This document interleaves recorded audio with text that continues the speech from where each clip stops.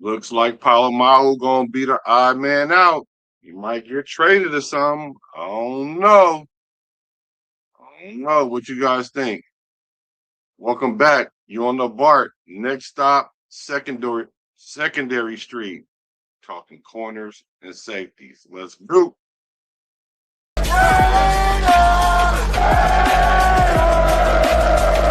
Just win, baby.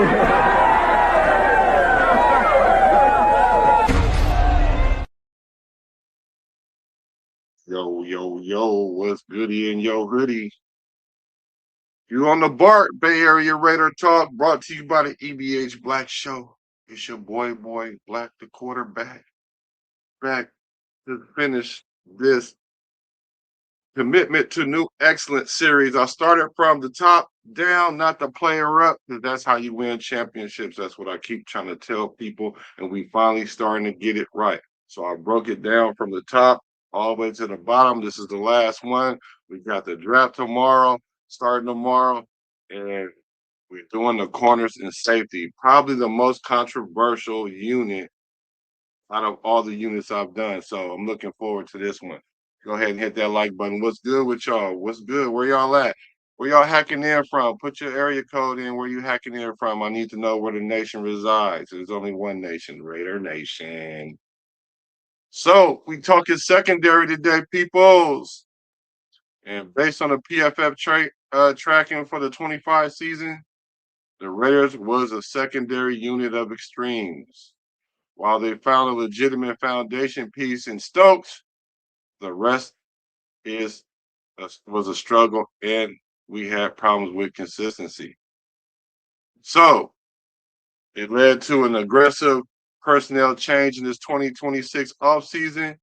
And here are the PFF overall grades for the key players and members of the secondary. The cornerbacks. We're going to talk about the cornerbacks.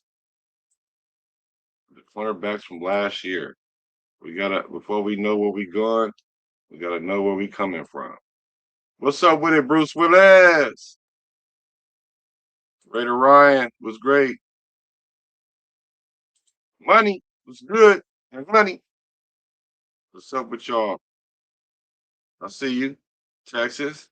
5-1 up. You already know the nickel and dime. Yeah. All right, let's get to it. So, all right, the cornerback room featured one of the biggest surprises, and y'all know what that was. That was Eric Stokes. Shout out to Red. You know, it was a big contrast with the other corners we had, a bunch of young corners. We threw a few people out there and tried to see if we can make something fit, but we couldn't get it to fit. So Eric Stokes had a 74.3 PFF rating. It was a mouse. He had a massive bounce back from his year from being injured. He was ranked 17th amongst all NFL cornerbacks. His most impressive stat was allowing just 47.47 yards per coverage snap. You hear that? That's 0.47 yards per coverage snap, the lowest rate in the entire league. Darien Porter, now he came in, it was a little shaky, at a 54.4. You know, while he showed a little bit of physical traits, his rate reflects a typical rookie wall. He was targeted mostly because Stokes was locking it down on the other end, which led to, a lower consistency score. And then we had Caillou Blue Kelly. Is Caillou. I liked Caillou a little bit.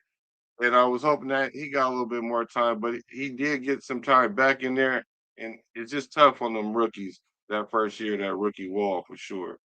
So he was a 51.9. He struggled to find a rhythm in the rotation role. He was often getting penalized and beat on intermediate routes. So that's what led to him kind of getting shuffled out of there for Porter.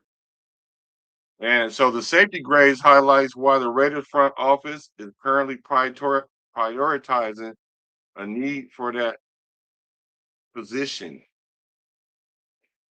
Jeremy Chin came in with a 69.6 rating. He was a reliable glue guy on that defense. While his coverage grade was average, his run defense and tackling grades were among the best in the room, keeping him as a top 30 safety league wide. Paumau, controversial. Like this guy. 39.8. Terrible. That's terrible. Despite some weak four, despite his highlight reel week 4 performance, where he graded a 78.2. The season long grade suffered due to misassignments in coverage and deep coverage and his missed tackle rate. We're gonna talk about him a little bit later. We're gonna end the show with him because I gotta argue with the nation on him. I think a lot of people are out on him, so we're gonna talk about that. Then we have Lonnie Johnson at 43.7. He was primarily used as a depth piece. He struggled and was forced into a larger role mid-season following injuries. So let's see. And so he kind of got some burn. You know, we were so bad last year. A lot of players got to get some burn, which was good. Speaking of burning, I smelled it. And so it was a good thing. It was a gift and a curse. Now we had a new addition. We add like Johnny Gill, Taron Johnson.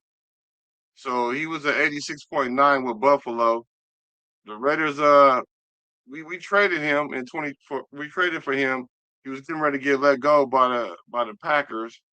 We snatched him up. So, you know, his 86.9 grade was last year was he led all safety and nickels in the NFL, adding to this 80 plus grade player in the room where the average was the 50s.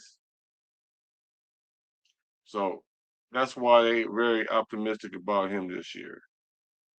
We traded with him with Buffalo. Yeah, yeah. All right. Let's take a I have a question for y'all.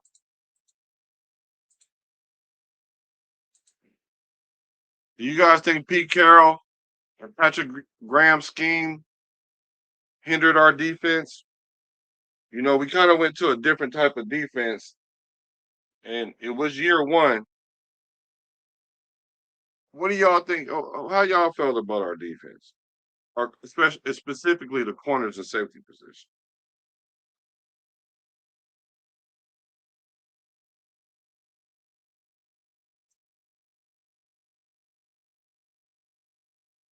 Yep, like Stokes.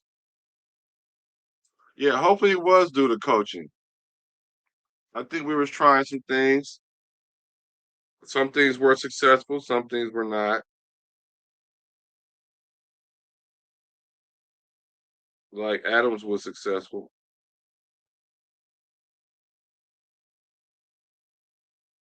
We couldn't get any pressure. I think that's what we're gonna work on this year.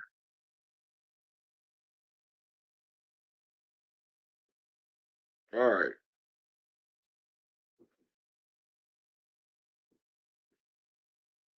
What are you guys' outlook for the season this year? What is the outlook?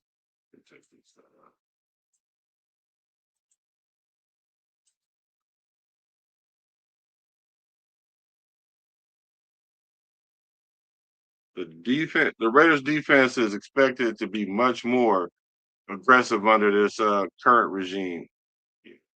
You know, Rob Leonard is an aggressive coach, so we're gonna scheme up and we're gonna send pressure and we're gonna stop the run. So um, after last year, our unit struggled to create turnovers. That's one thing that I hear a lot of people saying, and I concur that we need to create turnovers. We need to get the ball back to the offense. We was near the bottom of the league with only 14 takeaways. So we building this year's defense on 2 pillars: veteran reliability. So with the addition of Taron Johnson and they're assigning the Stokes. That suggests that we're gonna eliminate the blown assignments. That's that's the one thing about our defense that we were scheming. If other coordinators counter schemed, then you simply outsmart Patrick Graham, and that's what happened a few times. So we're gonna take care of that. And another pillar is we're in the search for a ball hawk. We need to create turnovers on the back end, and I think that's why we're going to just be super aggressive on the front line in our linebackers. We're going to try to get the ball out, make them get the ball out fast, and then our fast corners and our fast safeties can make a play. So I think that's what our philosophy is going to be this year. We're going to have that probably a bend but don't break defense, which we typically have, and hopefully Max Crosby and Quiddy Pay can get home to the quarterback. Let's talk about these honors.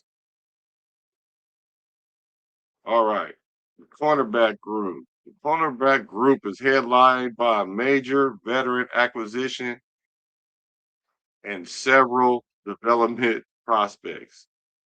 That usually ain't a good thing. Let's take a look at our man Taron. Mentioned to you in the interview before the game, Melissa. Outside, May throws. There he is again. Diggs lost the ball.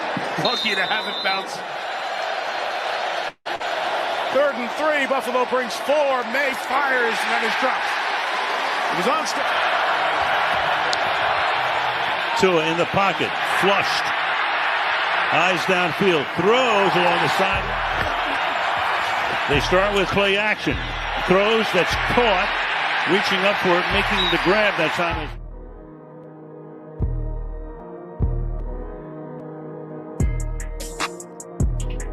Timeout remaining. Tua to the outside. A-chain, nothing happening there.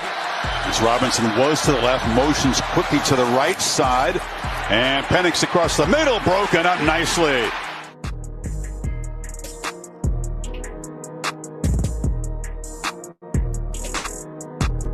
Right, Rousseau on the black backside. Blitz, extra man comes, catches me, but a great catch.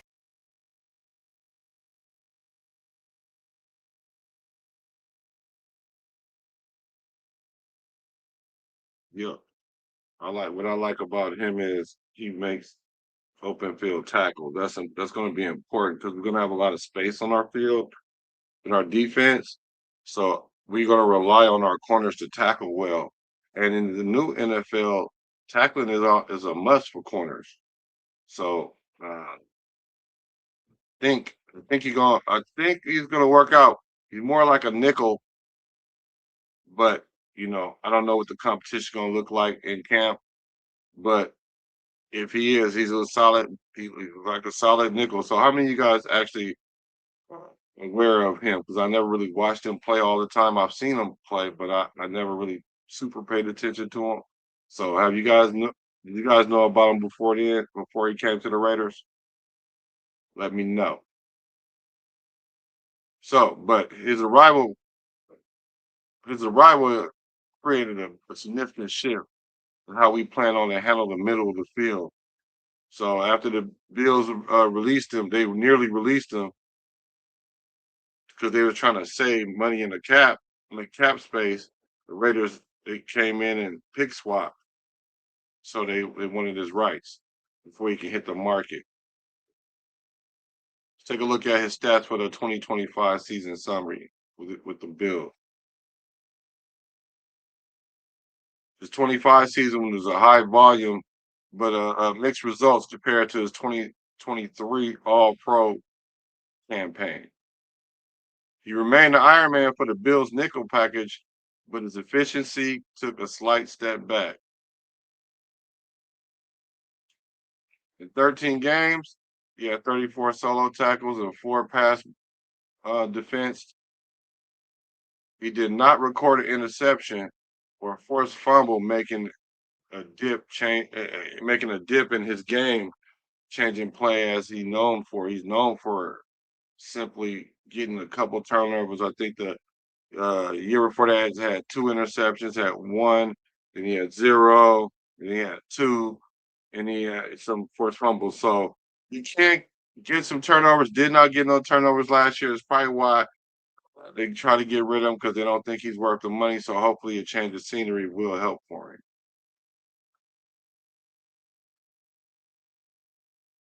His PFF performance, he finished with a 60.3 overall defensive grade, while his coverage was respectable.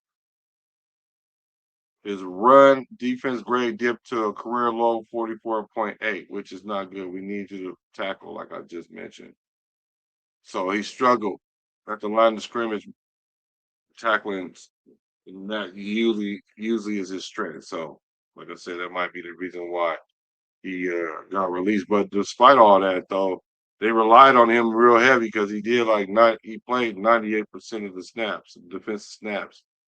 So one thing that I am concerned about our players, because I see a lot of our players that we picking up, they're going to be good contingent on injury. And, injury is always going to, rear its ugly head. So we just hope it don't bite us like how it did the Warriors. Not going to lose if you hear me. So we didn't trade for him to be a project player. We traded for him to be an immediate solution to that slot cornerback vacancy. So that's what we need from him. Bruce Willis says he's a good pick. The big pickup. We need that experience. We do. Cornerback is a position that experience is key. Experience is actually key. What's up with Nutty Raider?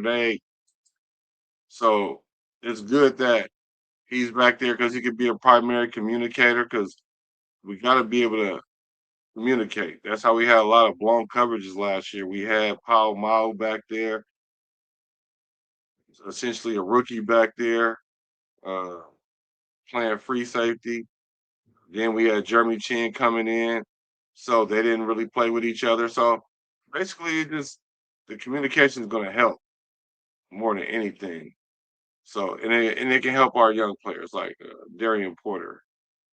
So if we can get that nickel defense right, then we should be something to that should be something we should look forward to.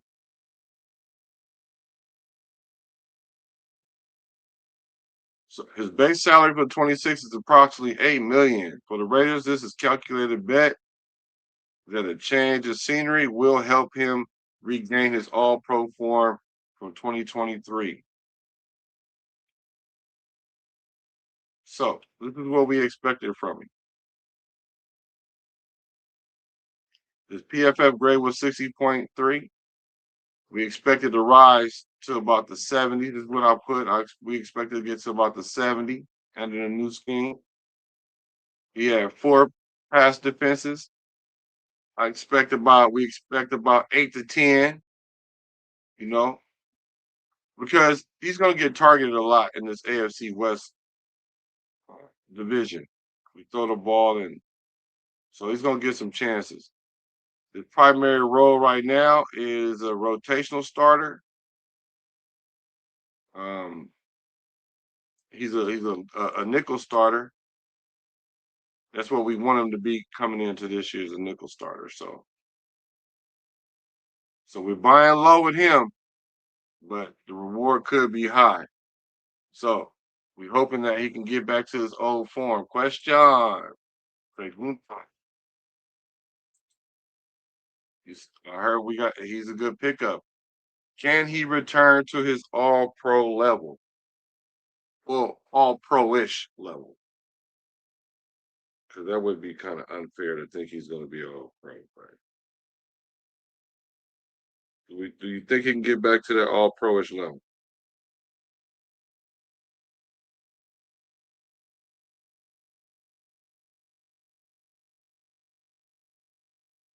Because he's going to definitely get his chance. Because he's going to get them targets this year. And so hopefully we can create pressure and we can use his experience, and then we can get some turnovers because that's what we need on defense. I did see we did scheme some turnovers this year. Just wasn't enough. Just wasn't enough. What's up with you, Dirty? What up, Brody? How you doing? So, I'm good, bro. So, I was just talking about Taron Johnson. You familiar? Yeah, I'm very familiar. I've been watching for the last 10 minutes. I was just a little busy. I was in my 2K sports. Okay. Yeah. No, I was just saying, are you familiar with him just in general in the season? I mean, you know how he play. Anything Yeah, stick out I him? am. Played for Buffalo. My brother is a Buffalo fan, so the Bills get a little bit of play on Sundays. You know what I mean? So I see their games, things of that nature. One of the best slot corners, you know what I mean, in the NFL. If not, like, I know he's top 5. I know he's one of the top 5 slot corners in the NFL right now. Not 100% sure where, you know what I mean, in that top 5, you know what I mean, but just being in that top 5 is a win within itself. This is a guy who can cover tight ends, as well as speedy wide receivers. Has an act for getting his hand on for PBUs. So not necessarily always interceptions, but at least getting his hand on the ball, breaking up the pass. It's also a guy who can recognize where the ball is when going to make a tackle and make punch outs. So yeah, I was real thrilled to get this guy. I was thrilled to get him. Bruce Willis say, when you put on that silver and black, anything possible. Yeah, good or bad, right? Good or bad, anything's possible. Right. So that's good. I'm glad to see that we got a good, solid nickel. Because that's where we get beat a lot of times too. Players running across the middle of the field. You know what I'm saying? Like the slot receiver just always keep getting open. Maybe the tight end stay getting open. So that's good. Glad. It's definitely a plus. It's definitely a plus. Okay. All right. Stokes. Let's talk about Stokes. He was arguably the biggest success story in the Raiders 2025 season. After a rocky end with his tenure in Green Bay due to injuries, he revitalized his career with the Raiders, earning the title of team solid as a rock, like a corner on lock status for providing elite stability. Well, I won't say elite. We won't go that far, but good stability for the perimeter. So let's check out how a couple little plays he made this year. Second down, set up a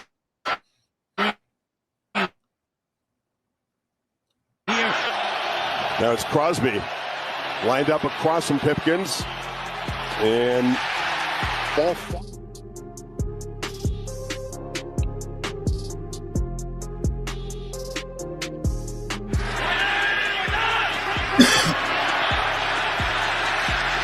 Quick pass for the end zone and incomplete.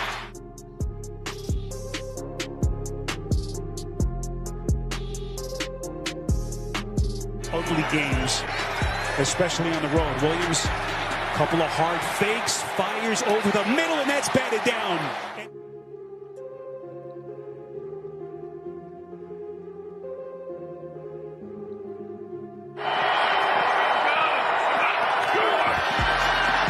Etienne hesitates, kind of powers away.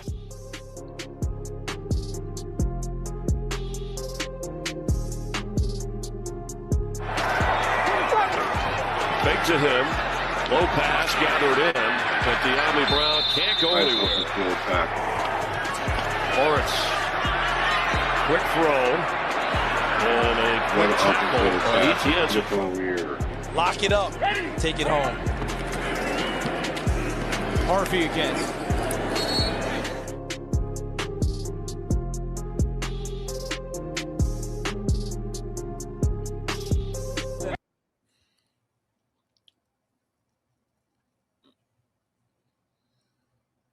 One thing I can appreciate about him is that he's a willing tackler, right? From the corner position. And because a lot of times what'll happen is a running back will isolate that corner and do like Jitty do, either run over him or run by him, you know, or sometimes both. So he's a fast corner, big guy. So, you know, you see when he tackled, nice wide base. And I didn't really see him mess up too much last year. When he was coming in, I saw an interview, and there was just something about him that made me think that anything's possible with him. And I was happy that he really balled out because they really didn't really try him. And that was mostly because we had a corner on the other side. So, of course, you're going to exploit the corner. But when they did go at him, for the most part, I would say 3/4 of the time, he was holding it down. And that's asking a lot out of a corner, especially when we've been depleted the corners for I don't know how long. Yeah, no, the kid was 10 toes solid, 10 toes down this year, solid, bro. 10 toes down, solid, bro. One of the few corners. Look, I can appreciate the tackling and all of that, but what's even more impressive is that he's one of the few. He's only one of a few corners that didn't give up a touchdown this year. You know what I mean? And it wasn't a lot of corners that did that. He was one of few that gave up no touchdowns this year. So, you know, he has no touchdowns against him as a Raider. Hopefully that this year it'll continue. You know what I mean?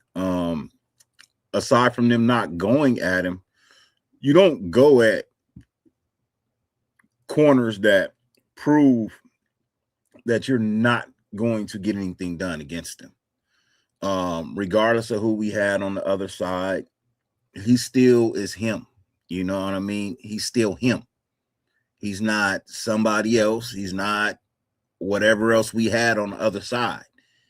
He is when they turn on film, they decide not to go at him because they don't like what they see on film. So, you know, it may not be interceptions, but it damn sure ain't going to be completes because he didn't give up a lot of completions either. So giving up no touchdowns, giving up very few completions, that sounds like somebody that somebody gave up on and they said, fuck him. I got a chip on my shoulder. I'm going to bounce back. Watch me be a star. That's what I watched this year. I watched him be a star. I watched him earn his contract that we gave him. And I look forward to the future.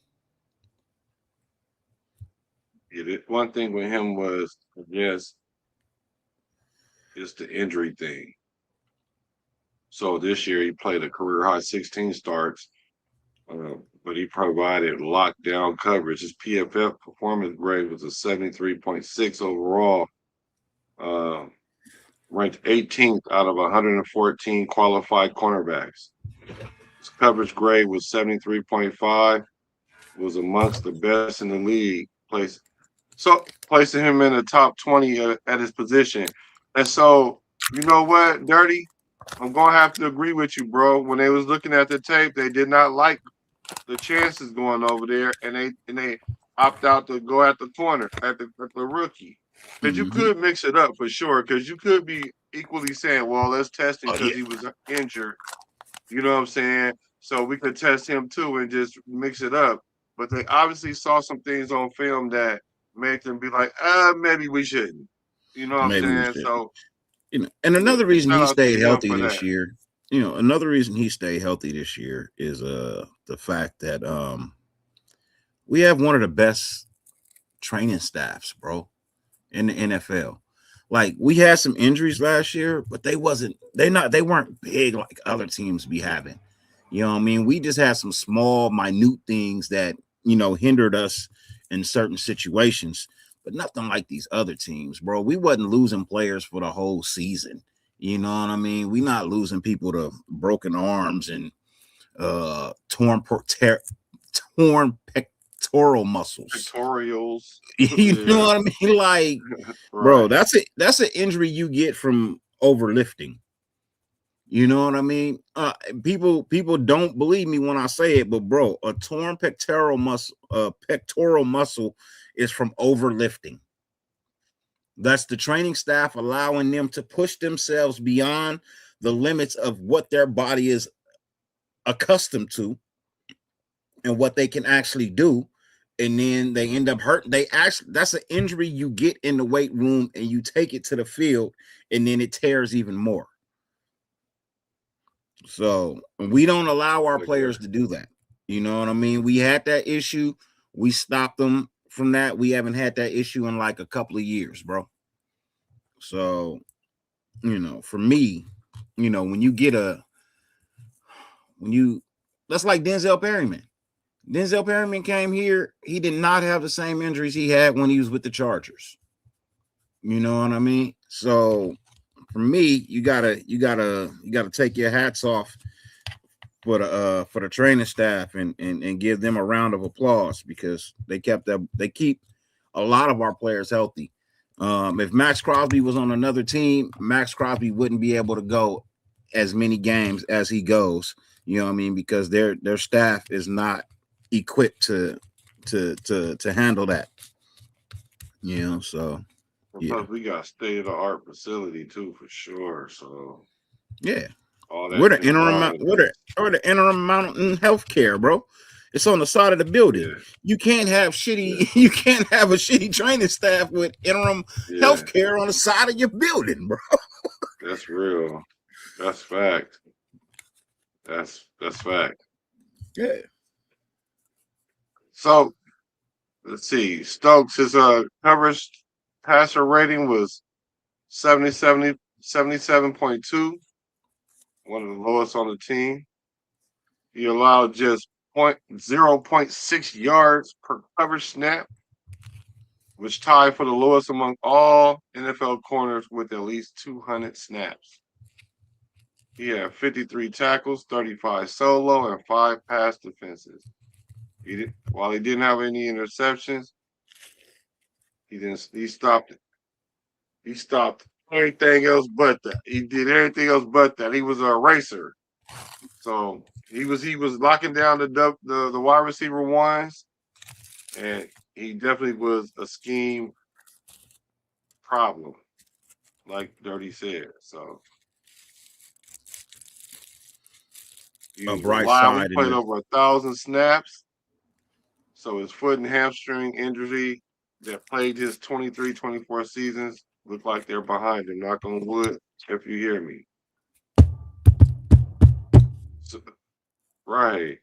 So what did we expect from him this year? Because he had such a good performance this year. You know what I'm saying? What can we expect from him this year? He got the bag. We gave him a 3-year, $30 million contract, 20 of it guaranteed. Oh, 20 of them things is guaranteed. Expect for him to have 4 interceptions this year. 13 pass breakups, 4 interceptions. Expect that from him this year. Big talk. Big talk.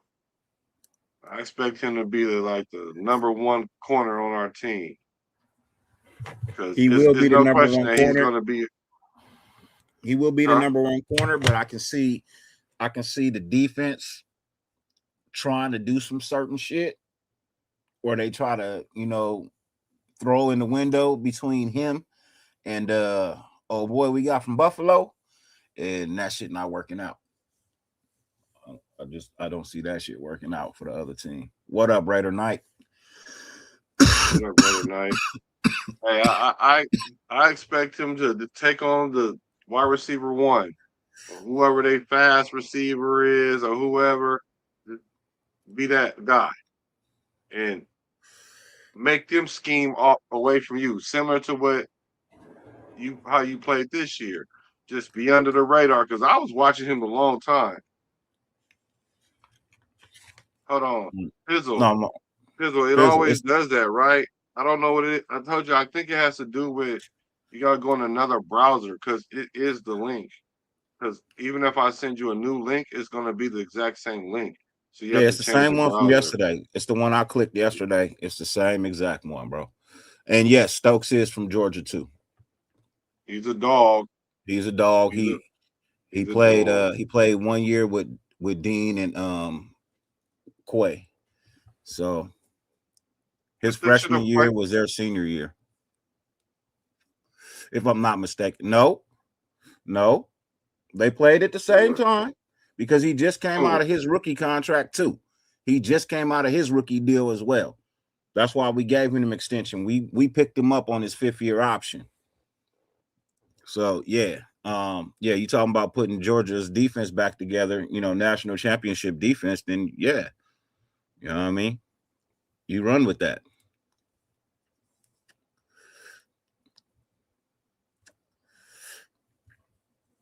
Brock Bowers was there too.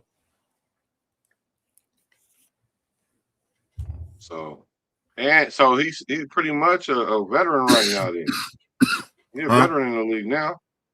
He's a veteran in the league now. Yeah, this should be year 6 for him.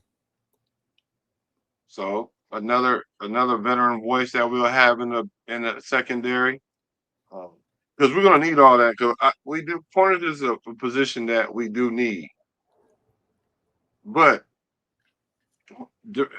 Darien Porter, it's a mixed emotions with Darien Porter, and DCAM. So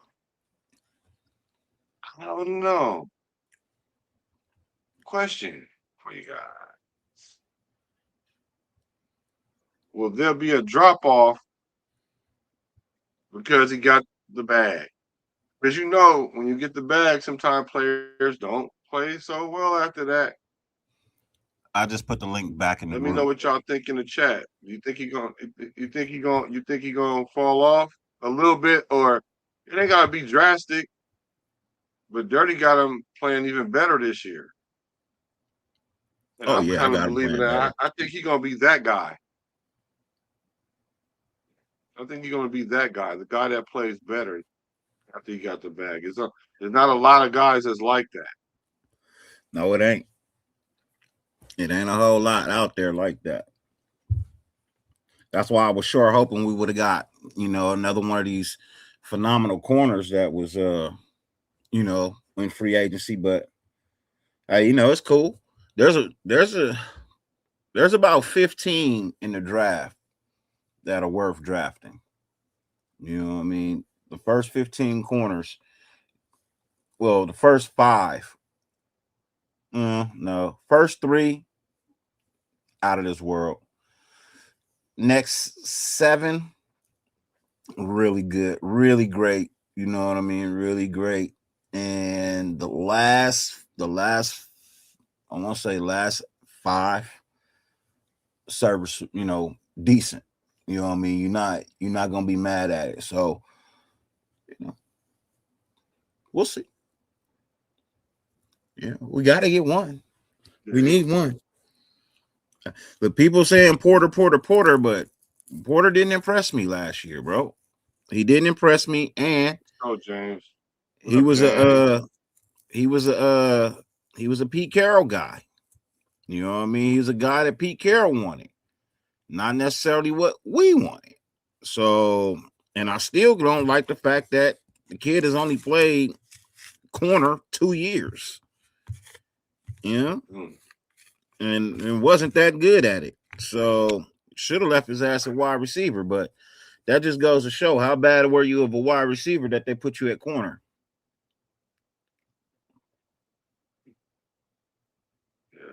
Hey, y'all. Make sure y'all hit the like button for your boys. We are here doing this thing pre-draft night. Go hit the like button for your boy. Pre-draft. Y'all better make sure y'all tune in tomorrow at 4:30, man. Start No Raider Man channel at 4:30. Y'all better tune in. Yeah, so hit the subscribe button as well. Subscribe, because now See, I'm doing all the technical. I'm laying the foundation right now. I'm laying the foundation because the reason why I'm doing this so thoroughly, notes and all, because once the Raiders get to the point where everybody finally gonna realize how good we are, I'm gonna be like, look, this is where it all started. Dirty already in Vegas with it. He already told he already let it be known. He on a pre-bandwagon. And I was like, last year, I was like, I'm not even gonna go, y'all. But they was like, you gotta go. So I was like, I'm gonna sit in the back, but I'm telling y'all, Chip Kelly gonna flip the van over. I'm telling y'all. But whatever, right? This year, I'm leaving early, but I'm gonna find out Dirty was already there. I thought I was gonna be the early bird, but he's already there. So I'm telling y'all, this is the foundation right here. We are gonna be a good team. I'm telling you, it's not gonna look like how we've been looking, like these 3 wins in the last 2 years. We should get 6 wins at least. Like, come on now. Like our bar is so low now that I'd be happy if we get 3-4 wins. Like what? Even if I was on a weak team, I wouldn't even feel like our team is gonna win 3 or 4 games coming into the season. So I got Devin Moore in the top 15, Bruce. Join the sub. I got Devin Moore in the top 15. Raider Knight. You can replace Dylan Laube via UDFA. You don't even have to draft a running back to replace him. You can replace him via UDFA. The kid's not that good. I don't know what everybody saw in him. I never saw it. I'm at a loss.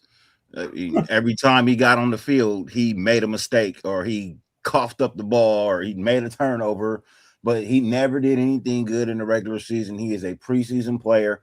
Leave his ass on the damn practice squad or let him go. Straight up. Let the hoe go. Let the hoe go. Stop saving him. Take the cape off.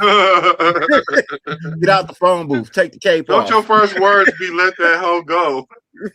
Let the hoe go. What up? So, all right, speaking of calm down. Should we let the hoe go? Not to say Darien Porter is a hoe, but I'm just saying, should we let him go because he was a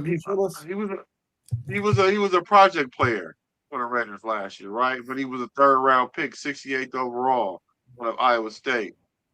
So he was a straight conversion player, like Dirty said. He was at a wide receiver for 3 years of college, and then they stuck him at corner, right? So by the end of the rookie season, he has emerged as a legitimate starter. Fuck no. Legitimate-ish. No. Look. You don't think he can start? Just because Johnson's not going to play on the outside, right? I know. I'm just saying. We got Stokes. Just because you start don't make you a starter. You know what I mean? Just because you start don't make you a bona fide starter, bro. That just means you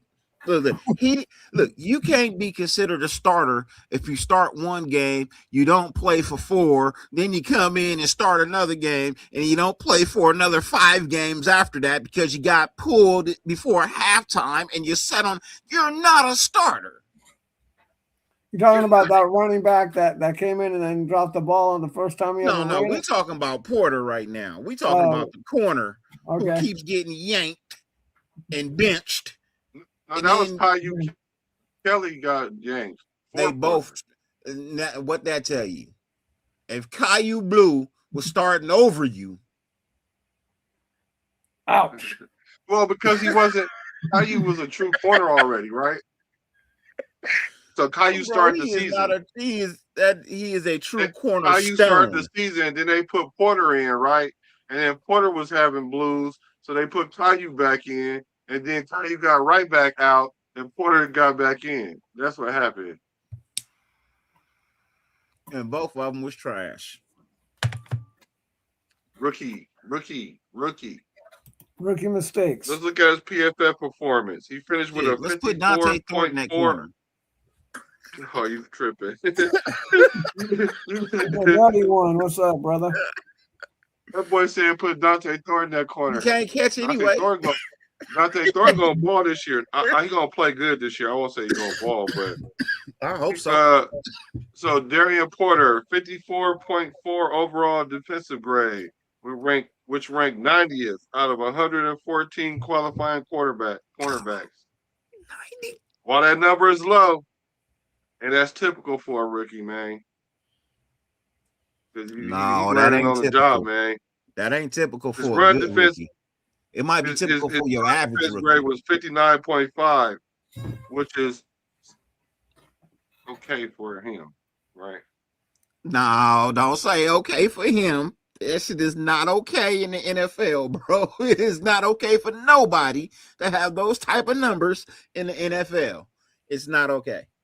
It's not. 42 tackles. He had 42 tackles. 29 solos. 29. 3 pass defended and 1 fumble recovery. No picks. Of course not. Which that's what he need to learn. He got to take the ball away. How many touchdowns he give up? I don't know. I need to look that up. That's a good stat to track. How many penalties did he? How many penalties did he have? He started 10 games. That's what y'all look those up. The extra ancillary, what they call it, advanced analytics. It's like him and Caillou switched every week at who was gonna start, bro. He started 10 games, man. I know. He started the last 7 at that. Because Caillou was trash. And in the final 5 weeks, he played over 90% of the defensive snaps. And we was getting blown. We was getting blown. Weren't we trying to lose those games? We was getting blown on that side. I'm just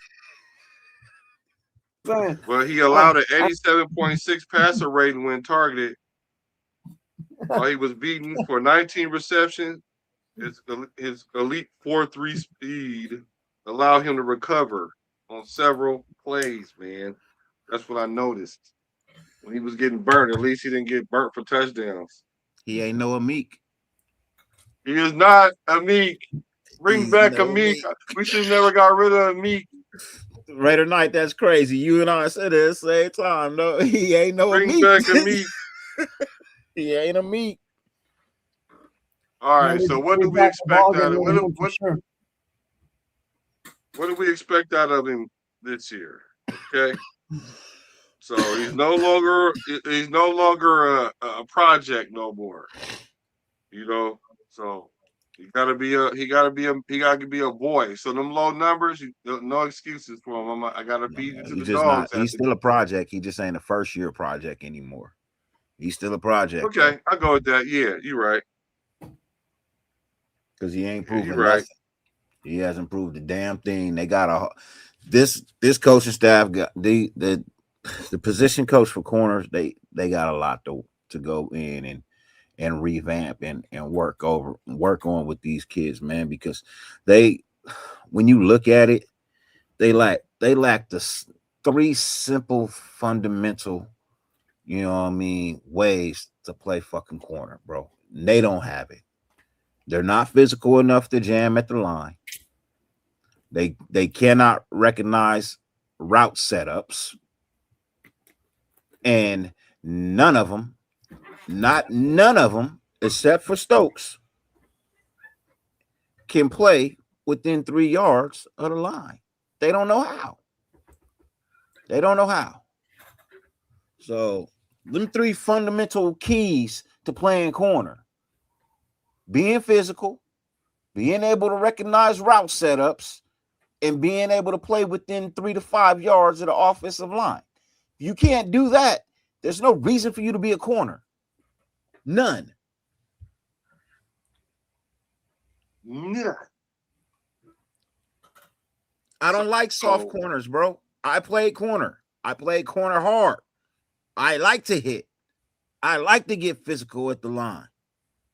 I don't mind getting a motherfucking face mask for slamming the dude on the fucking ground by his face mask because he wanted to try me. I don't care. I'm physical like that. So that's what I want to see from my corners. I don't want to see no 11 yards off the ball on 3rd and 2. I don't want to see that. Tell me about it. I ain't trying to see that. You playing deeper than this damn safety. Why? Automatic first down. Well, the man is next up, whether we like it or not, right? Yeah. He's the guy. He's the guy for now, right? So he's the guy that really coming into camp right now has the world in his hand, especially being in the position that he in, because it's not normal for you to, not be a true corner, and now you got a chance to. You already went through your BTA last year, so now you got to get some picks. He got to get 2 or 3 picks this year. He got to get some pass defenses. I don't expect you not to get burnt sometime. If we draft a corner all the time, round, he's not starting. I'll tell you that right now. If we draft a corner in the 2nd or 3rd round, Porter's not starting. Yeah, he might not. You're right. You're right. You're looking for a linebacker or a corner in the 3rd round? Which one you want to get? I'll take either one. I prefer a corner. Honestly, I prefer a corner. So wait a minute. We need a D tackle, safety, corner. What order would you guys draft it? That order right there: D tackle, then corner or safety, whichever one you want. But we need to tackle first. We need a receiver. Yeah, well, we're not gonna draft no offense. Yeah, I guess the 3rd, because that's where we got Mendoza. the most picks. You drafted Mendoza. That's all the offense you need right now. No, we need a receiver.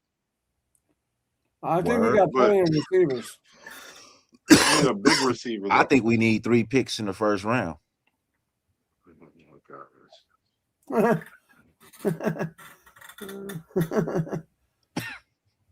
Just say it. So, Darien Porter, it's on you, man. It's on you. It all depends on the draft, though, too. He definitely gonna be paying attention to the draft. Yeah, he better be, because he's going to get replaced.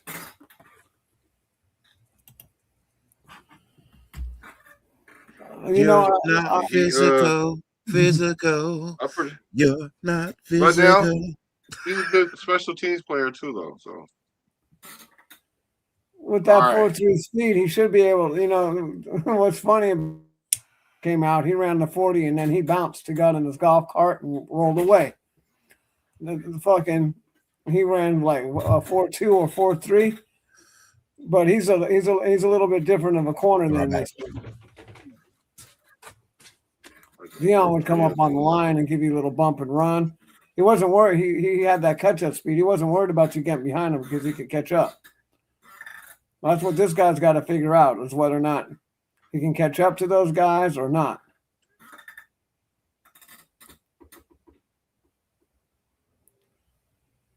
So, if we feel like that about him, how do we feel about DCAM? DCAM Richardson. I mean, he's a depth at corner, special teams mostly. I don't like our depth being so shallow. Let me just start there. Another fast guy, 4.3 guy, right? Yeah, we need corners bad. What up, Bueno? Yeah, we do. So we picked him up in the 4th round, though.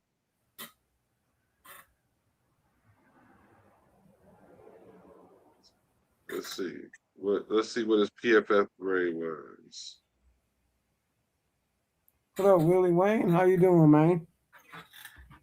He had under 200 snaps, and then he earned a 77 overall defensive grade.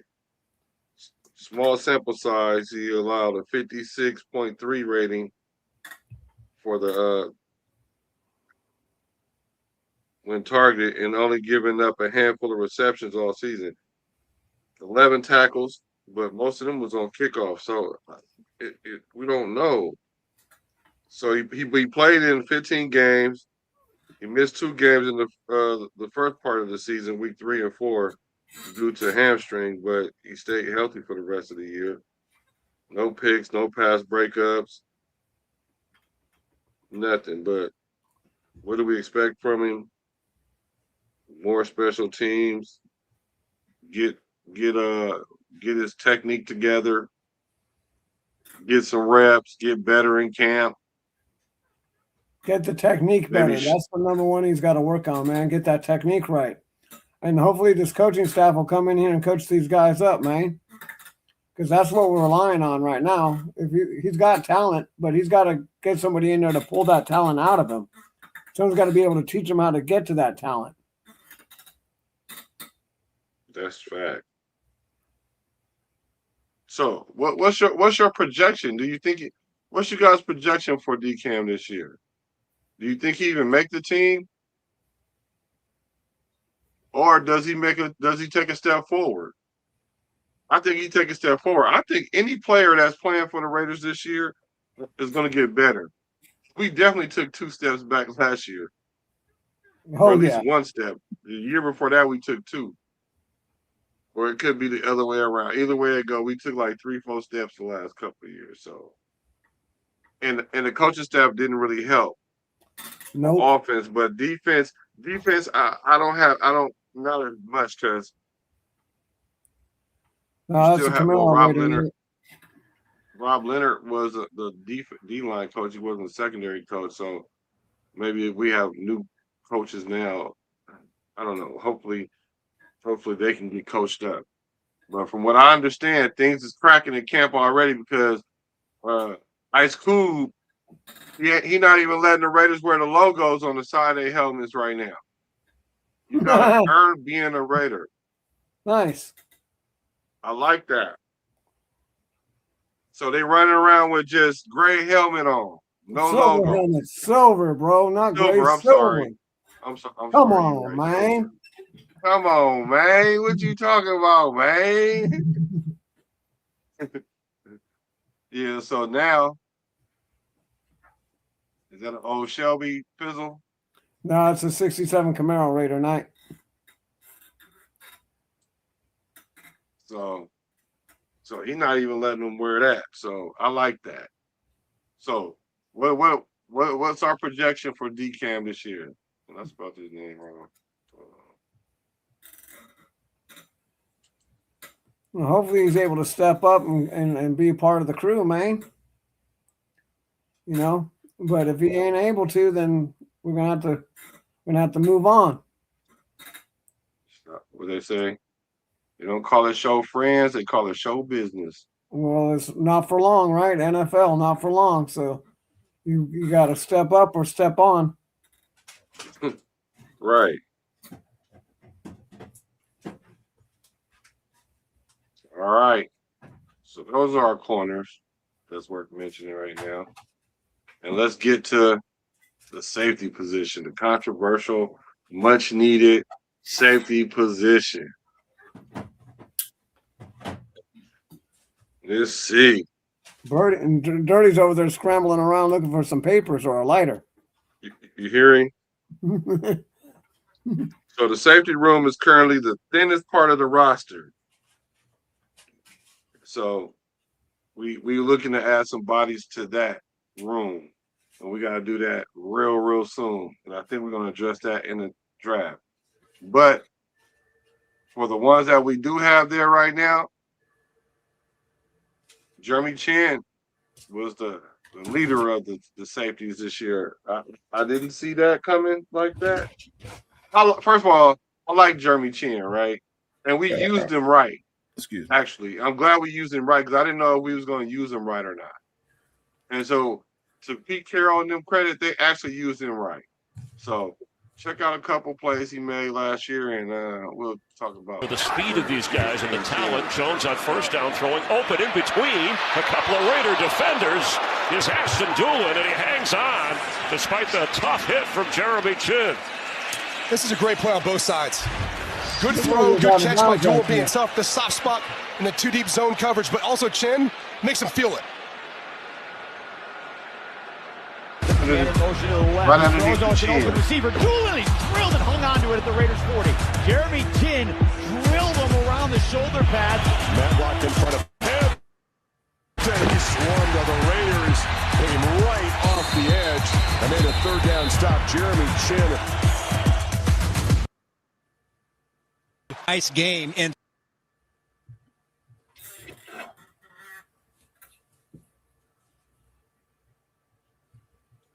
The funny thing about Chin last year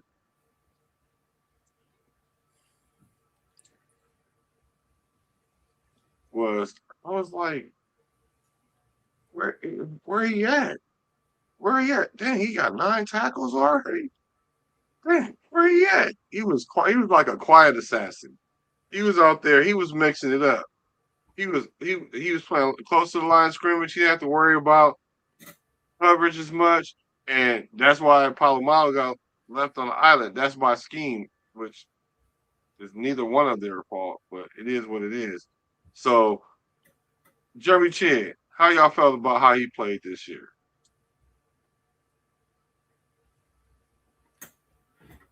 I think he played pretty good. I mean, he got 100 plus tackles at the safety position. That's a lot of tackles for a safety. So, he's laying the wood down right there.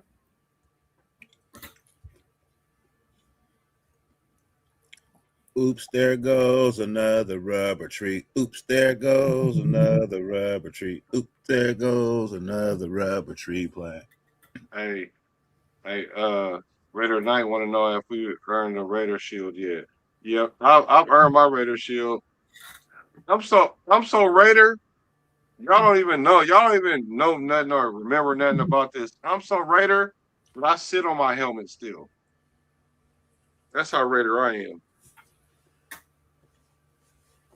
You don't know nothing about that. Let's talk about Jeremy Chin. Let's see. There go my shield right there. There go my shield right there. His PFF performance grade. Jeremy Chin. I was about to say Jeremy Shield. Jeremy Chin.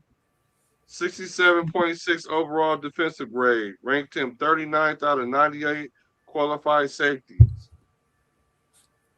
69.3 run defense score. His coverage grade was 64.1. Where it needs some room for improvement. Yeah. Them slot receivers are running. Them slot receivers are running by him. I think that he had 104. Huh? Go ahead. I was gonna say I think his lack of play had lack of numbers had a lot to do with our linebacking core being as bad as it was, as well as our corners not being all that good either, as well as Palomalo also getting caught off guard a lot as well. Jeremy Chin is a free safety, bro. That's what he is. He's a free safety that likes to hit. We played him at strong way too much. That's out of his, but that's because he hit harder and tackled better than Palomalo. Right? So I think he does. I think he does. Oh, and that's simply because, truthfully, Palomalo's not a safety. He's not a safety. You know what I mean? So, he was a safety in college, but he played a lot of linebacker. You know what I mean? He's a box safety just like Jeremy Chin. Yeah, but Jeremy Chin's better at it. Well, okay. Jeremy Chin is better at it for sure. He's been in the league longer, and Eric, you're right. He do hit. Now, Palomalo he be laying the wood too, though, for sure. He do too. But the reason why I'm so skeptic about it, because I think Palomalo got better coverage than Jeremy Chin. Because I promise you, if Jeremy Chin was a free safety, he would have been looking terrible. I don't think so. Think so. He don't play free. Because when he was in Washington, he was getting manipulated. Didn't he have 2 picks this year? Who? Chin, 1 or 2? Let's see. I don't think he had no place.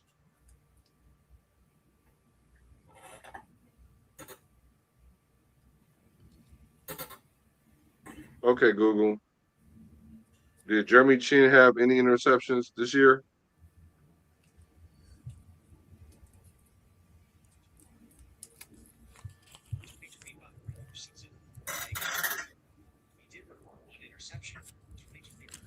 Yeah, see, you only had one last year. I mean, the year before that with the Commanders. Because I was paying attention because I was watching. Well, I guess everybody was at that time. He's a box safety. Here's my shield right here. See that? You're gonna make me go in my. But I feel like Jeremy Chin can play. I think he played good at free. I do. I believe he plays good at free. Now, my only thing is, if you can go out and get a bona fide free safety, you leave Jeremy Chin right where he is. You know what I mean? Up around the line, play him in the box. But if I gotta decide between him and Palma, I'd rather drop Jeremy Chin back, bro. Because I just didn't like what Palma did last year, bro. He had a lot of unnecessary penalty flags for stupid hits. You know what I mean? Hey. You can't do that at safety, bro, especially on a third down. You can't do that, bro. You just can't. You know, we all know what a defenseless receiver looks like, bro. Oh, come on now. We know the all right. So, Zay, what up with you? He said he would have kept Merrick even with his contract. Chin, all right, though, but we need a true free safety. We got none but box safeties. Facts. That's why we in a quandary right now. That's why I started this live with what I said about Paul Mao. He's an odd man out. He might end up getting traded. But I'm gonna even go another step further once we finish talking about Jeremy Chin about what's about to happen to Paul Mao, which I hope don't happen to Paul Mao anyway. But well, hopefully our defensive, and I will answer y'all questions about the draft in a couple. Hopefully our defensive staff will coach him up and use him the way that he should be used. Yeah. Hey, so Dirty, when you play corner, I played corner too, right? I played corner too. And so have you ever transitioned to safety from corner? Yep. So you know that it's way easier to miss tackles at safety. I'm talking about free safety, not strong safety. Free safety than it is. Honestly, you shouldn't be making tackles at free safety, bro. You shouldn't be making tackles at free safety. I'm glad you saying that. Thank you, bro. Thank you, bro. He should not have to be making tackles at safety, right? But we know he was because he had 90-some tackles last year. Only thing you should be making at safety is hits and breakups and interceptions. You should not be making tackles. Your two safeties shouldn't have 200 tackles. And that leads to what y'all was saying earlier. Our linebackers was ass. Mm-hmm. Well, bro, the defensive line. I don't think I've ever reached 100 tackles in a season at safety, bro. Let me tell y'all a story. Safety, no. Let me tell y'all a quick story. I think the defensive line did a safety. Yeah, go ahead. I'm sorry. No, go ahead. Because I ain't gonna forget the story. Go ahead. My bad. I was just saying that our defensive line wasn't helping our linebackers either. You know, they weren't sucking up they weren't taking those double teams, and they were letting those guys out the blocks. And then they couldn't. And then sometimes, they're plugging the wrong hole. Then they got to come out of the gap and try and make a tackle from behind. Just not reading the play right. Not doing shit right. You know who responsibility that is, though, Pizzle? That's the linebacker's fault. That's the green dot nigga. Yeah. If he don't get the defensive line lined up in the correct position, of course they're not gonna succeed. That's on the linebackers, bro. That's completely on the linebackers, bro. And the fact that when the defensive line did do his job, the linebackers still failed to do theirs. Missing tackles, and then here comes fucking Jeremy Chin making a tackle 18 yards down the field. Or Paul Mao, who shouldn't be doing it. You know what I'm saying, bro? If my linebacker hits the fucking running back in the backfield, why did the motherfucking running back just teleport 20 yards down the fucking field? Not run, but teleport. I just know when I played free safety, right? This goes to not wanting to have 90-some tackles. You never had 90 tackles at free safety. It was this one game I was playing, and I played my whole career without being injured, except for one time. I had a high ankle sprain in camp one time, but it was cool. I'm talking about during the season. I was playing free safety, and they kept running this play that the dude kept coming like through the gap, and I'm telling them like, bro, they keep countering this gap, they keep powering this gap, they keep tossing this gap, they keep everything, right? So I'm keep making these tackles. And so the one time that I sat there and saw this motherfucker run through the whole game, I said, this motherfucker running through the whole again. So he running right at me because I'm keep hitting him. I keep hitting him, talking shit. So I'm sitting there like, I'm pissed now. I don't even run to attack him. And, like they said, when you play like that, you get injured. And sure enough, the dude ran up on me, tackled him. He ran me over. Not ran me over like that, but I went backwards when I sprained my knee for the simple fact that at a free safety, you don't want to keep making tackles. I had made like 3 tackles in a row, and they keep running this gap. And I was just pissed at it, and I was just sitting there mad and got injured. And I'm just saying all that to say, if your free safety got 90 tackles, that's an issue, and that's going to mess up you in coverage. It's going to kill you in coverage. I'd have to agree to that. So let's see. Zay says, nah. Why won't come up? I ain't with you on that. All right. They don't want you to see. Let me see if it won't come out. All right, here we go. So, nah, I ain't with you on that one. Chin definitely ain't no free. He struggled in Carolina playing deep. He was already in Washington playing in the box. Yeah, that's how I remember him. That's why I said like he's a box safety, bro. But I believe in him at free. If we're just putting him and Paul Mile and who I gotta choose to play free, I'm gonna ask Chin to play free, bro. I gave Paul Mile a chance last year. I didn't like it, and I love Paul Mile, bro.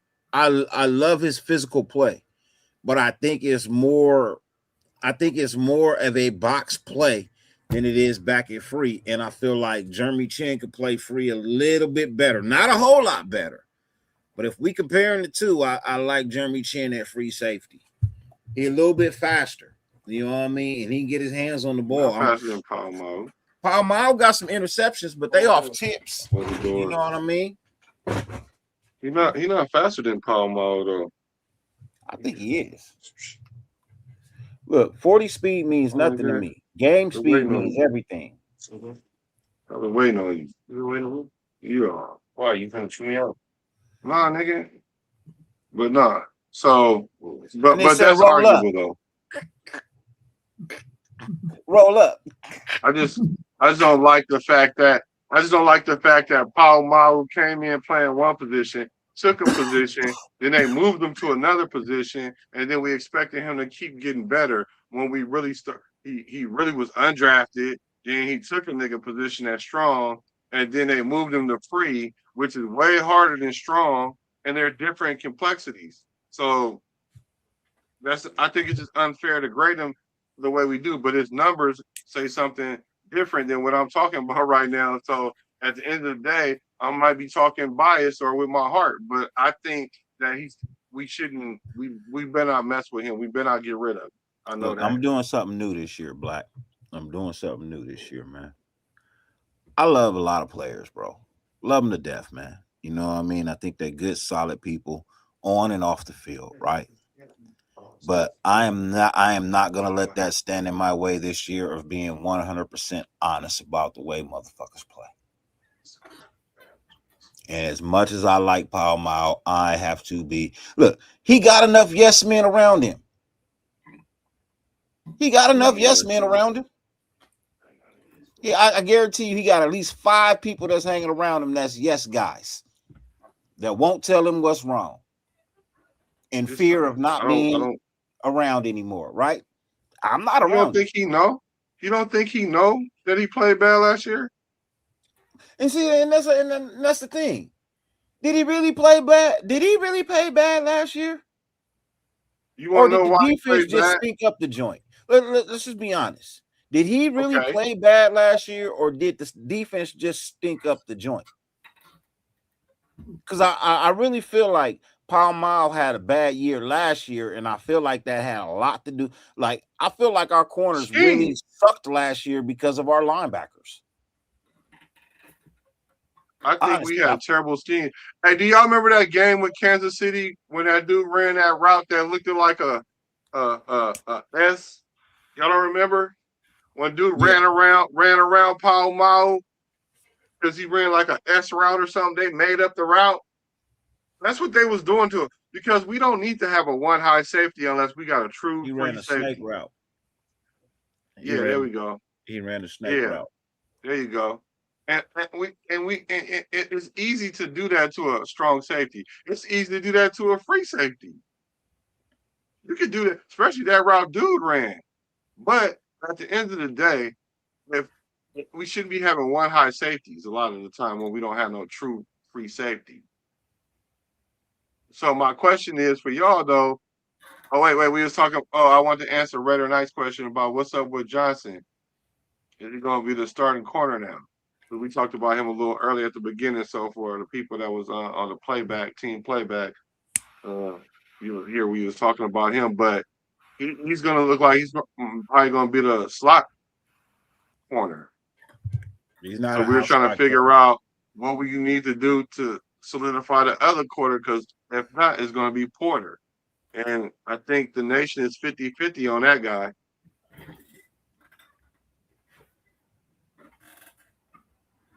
Yeah, I think they're not. That's purple. You know what I mean? No, they're not. You know, that's why Ronnie Lott is one of my all-time favorites, bro.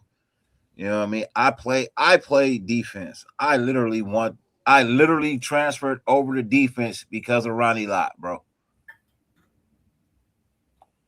That's no cap, bro. I literally flipped from offense to defense because of Ronnie Lott, bro.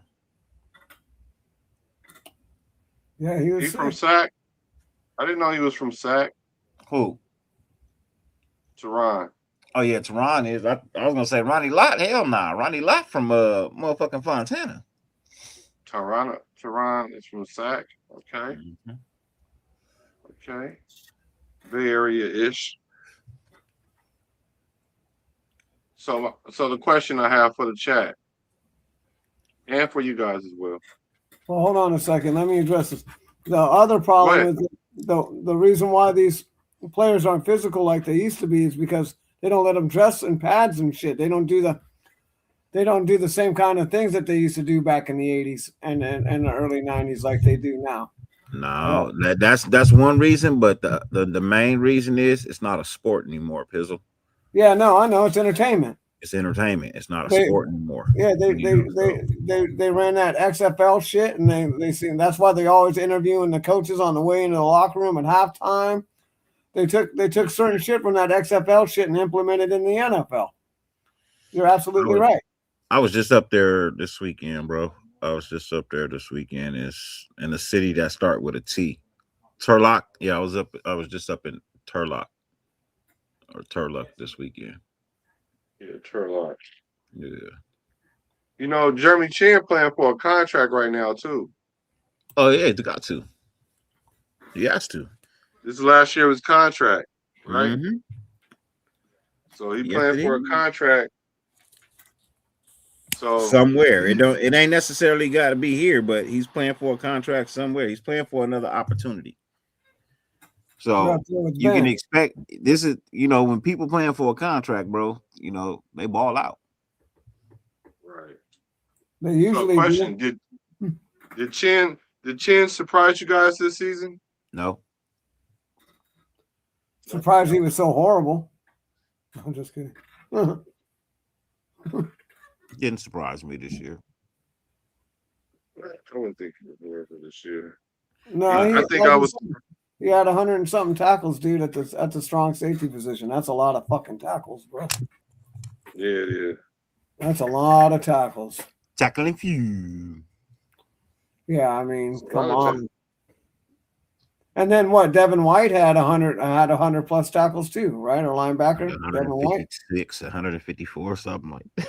He had a hell of a lot of tackles. I mean, you know, Jesus Christ. I mean, that's a lot of gap.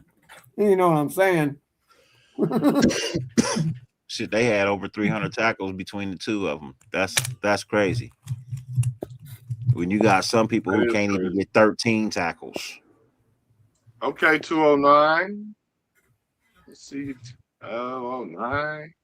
He said if Teron's health, he gonna be the best slot in a minute. Yep. I agree. All right, let's get to the man of the hour. Let's look at my man. Booker's going to come up to set it up, and Crosby is going to wrap inside. So you see the pressure, and Drake May really can't step into it. And on the back end, it's Polamalu, who's just sitting there in too deep coverage, reading the quarterback, makes a play on the football. Lawrence in trouble, throws, and it's intercepted. Isaiah Polamalu just stood there and watched the ball go into his arms. That's our number one pick right there tomorrow night. Oh, God. Tomorrow night, fellas, it's on. I think I'll be here. I think I'll be here until we get ready to pick, and then I'm gonna leave. And then I'll be back. You after the pick, you leave before the pick and come back and pick number 2. Yeah.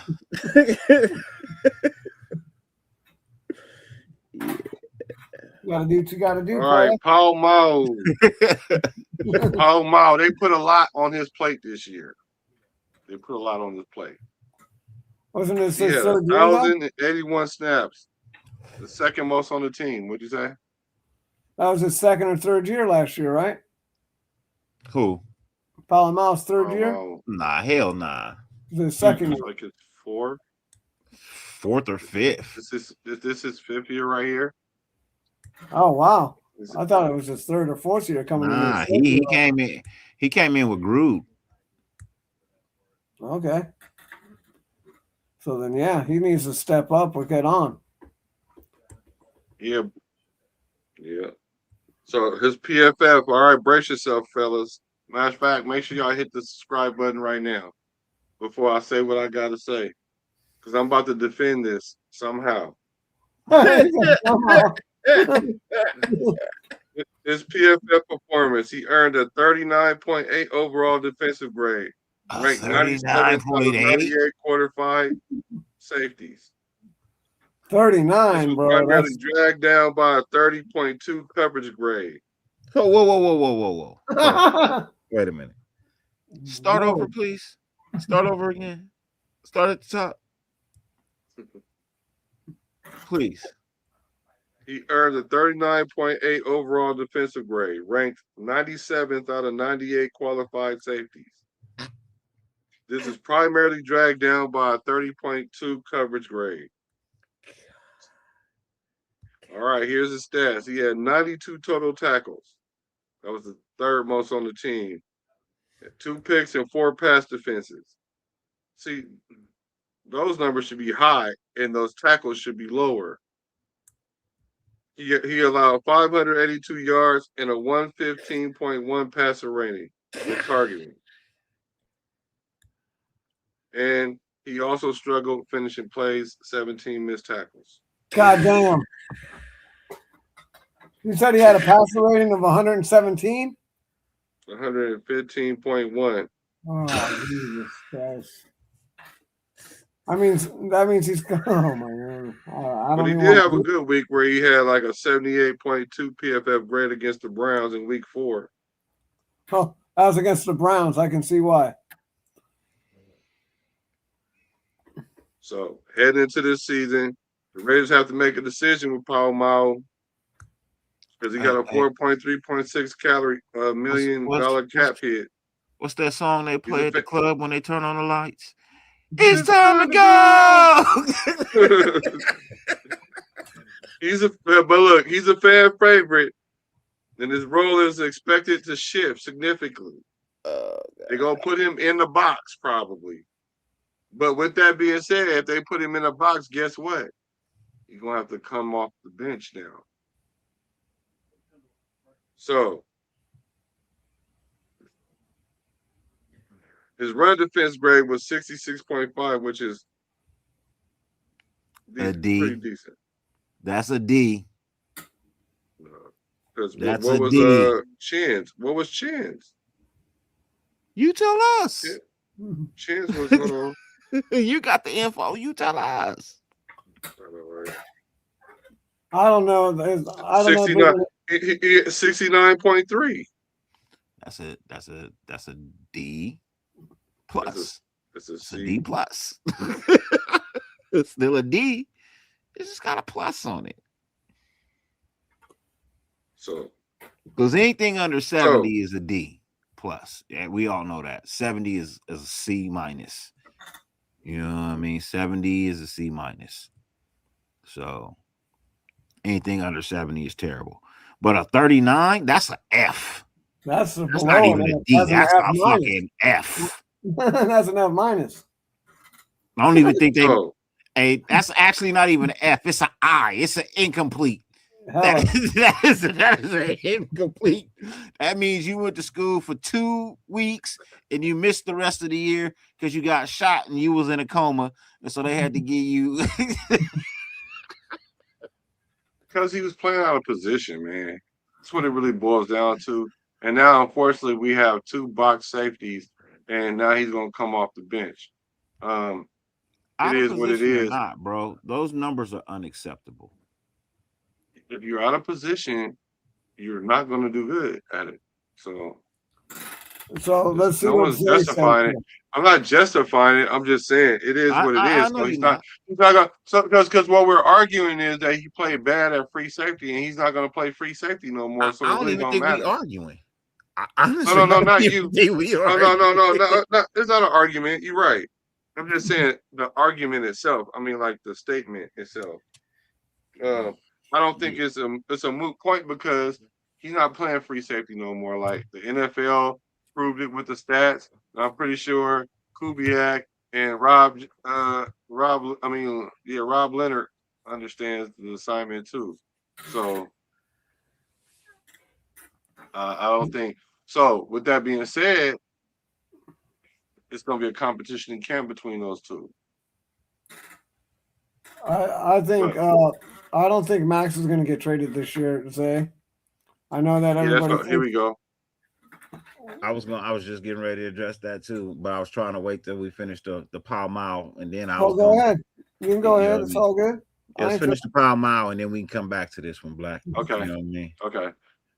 And so now Pall Mall, his contract is coming up too. So are the Raiders going to Raider? Because if he does come off the bench, right, that means his value won't be as high, and we can re-sign him, right? Does he want to stay? That's what I'm thinking. Does he want to stay and take that pay cut though? He better. He's gonna have playing the way. And then this year he's not gonna. This year his numbers are gonna probably dramatically drop because those 90 tackles gonna go down to about 40, 45. Now, here's the thing. Not necessarily. Like I said, if he puts on 25 pounds, he can play outside linebacker. Yeah. Yeah, he can play just like Devin White played last year. He ain't got to put on no weight, none of that. But nah. I think he would have to put on at least 25 pounds to to play that linebacker position, bro. Truthfully, because a safety don't 25 walk. A pounds is a safety lot, don't walk bro. around with that much weight, bro. A safety ain't 25 walking pounds around. is a lot. But he's done it though. That's the thing about it. He's done it. He's always been a skinny kid, bro. Yeah, but y'all remember when offseason came around and it was his contract season and we extended his shit and they said he came in 25 pounds heavier, you know what I mean, full of muscle, ready to play. You know what I mean? And when we initially was using him, we used him a lot in the box, but played him a lot like a linebacker. Same thing they did at USC with him. Because I watched it. I'm a Trojan fan. And that's exactly how we used it. Huh? Trojan man. Hey, Magnums, I hope. They make Trojans they make Magnums. That's what I said. Magnums, I hope. Yeah. If you say Magnum, you're talking Trojan. Lifestyle does not fucking make Magnum. Right. Okay, it is named something else. It is Magnum is a Trojan all day, every day. Trojan man. So put on. So let's see how much he weighed. Okay, Google. How much does 205 Isaiah Palomar weigh?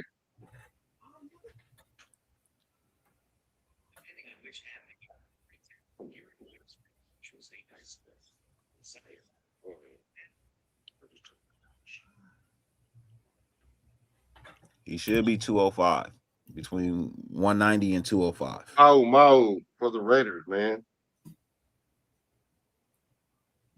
Might have to say his whole name. Yeah, he's 205. Yeah, he do need to put on like 20 pounds. I told you. He's 205, bro. You need to put on like 20 pounds. 20 pounds. Yeah. He has the frame. His frame can support another 25 pounds, bro. He is Pacific Islander. His bones in his body can support another 20 to 25 pounds, bro. So, what do you think the Raiders are going to do with him? If you're smart, you draft a true free safety. You play Chin in the box. You put 20 pounds on Paul Mile, and you play him an outside linebacker on the field with Jeremy Chin at the same time.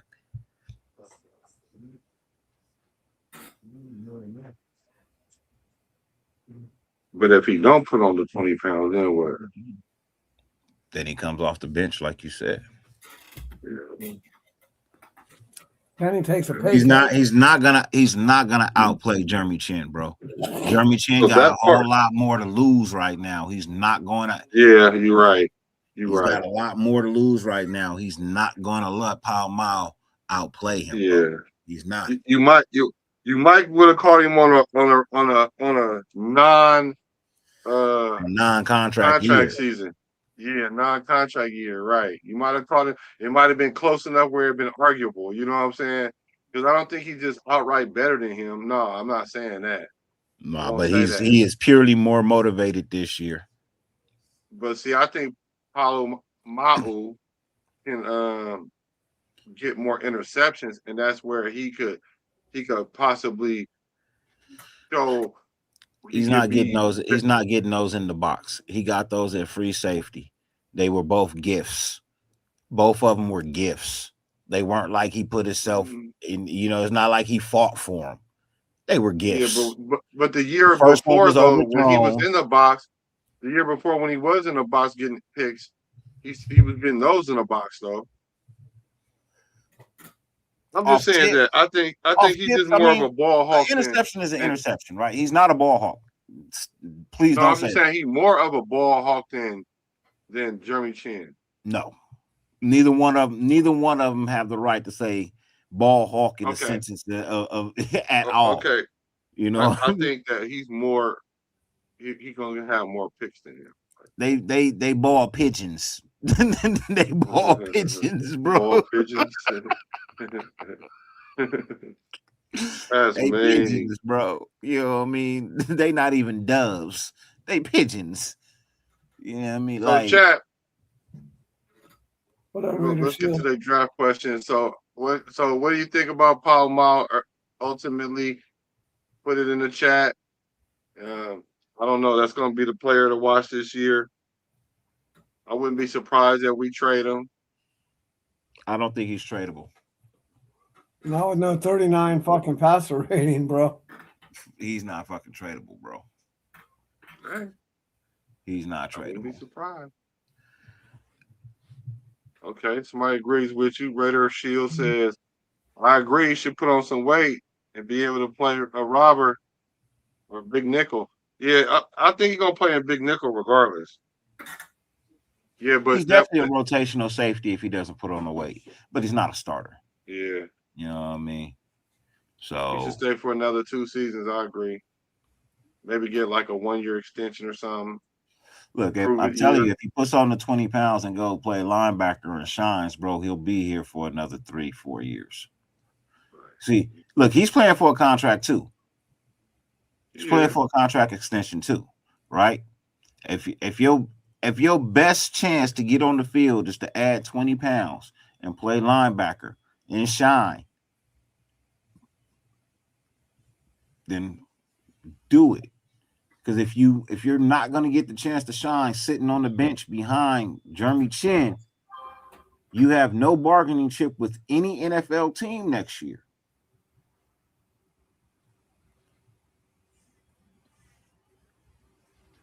Yeah, I like Chin. I got my money on my boy. What's your question, Greg? And how you doing, man? Yeah. See you, brother. What's up, Greg?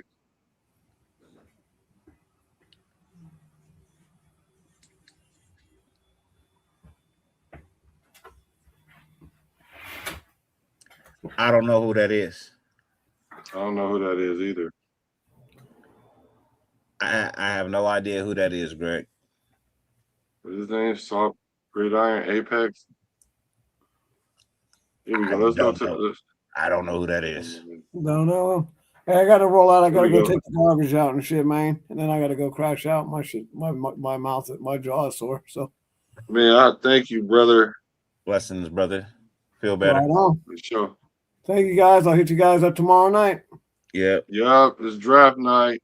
Yep. Later, guys. Later, chat. All right. Bet. Raider Shield. I like Zeke Wheatley from Penn State and Lorenzo Styles from Ohio State.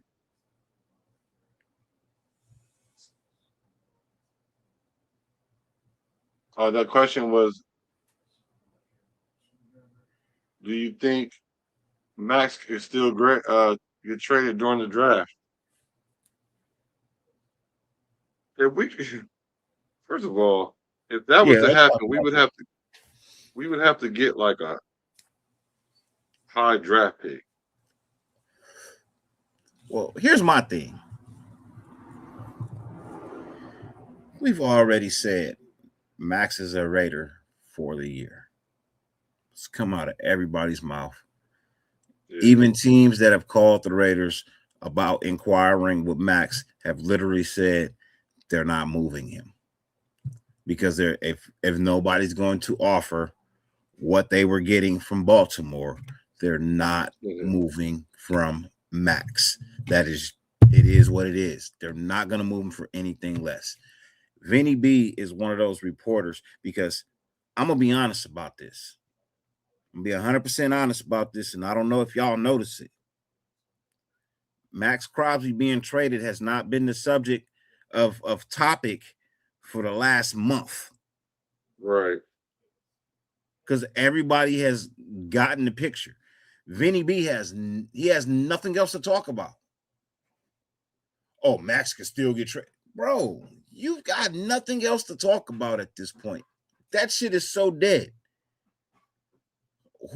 Nobody talking about that? Nobody's talking about that. So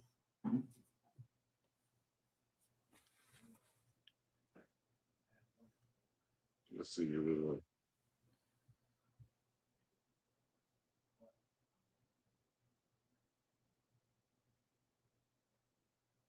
I'm looking to the questions. Zay said Gridiron used to make videos with Graph. That's probably why. Gridiron. The name sounds familiar, bro. It sounds familiar. What'd he do? What'd he say?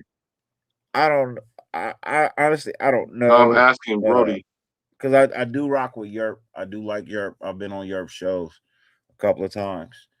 I know him and Ben don't really like each other. Actually, he doesn't have an issue with Ben, but they're never gonna. I don't think they're ever gonna conversate and whatever. But that's neither here nor there. You know, I don't get in the middle of nothing for nobody. I keep it neutral. Just don't fight my boys, and we ain't got no problem. Right. But honestly, I don't know if have I ever worked with him.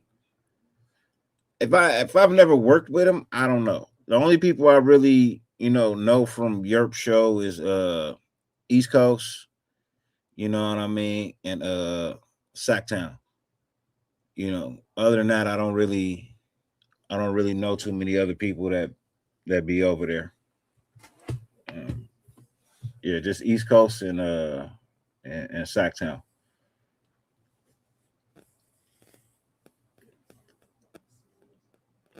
Cole Winooski from Texas Tech.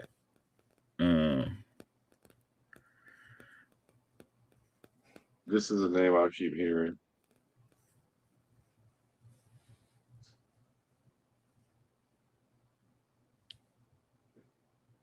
Yeah, I keep seeing that. Yeah, that's a good one. I like that Thinesman or whatever. Dynaman. I can never say that kid's name. DT. You know what I mean? DT. You know what I mean? We just call him DT, bro. His name is East Coast. He changed his name. That's what they're saying. Yes, I think that's what his name is. East Coast. Oh yeah, I rock with East Coast. I rock with East Coast.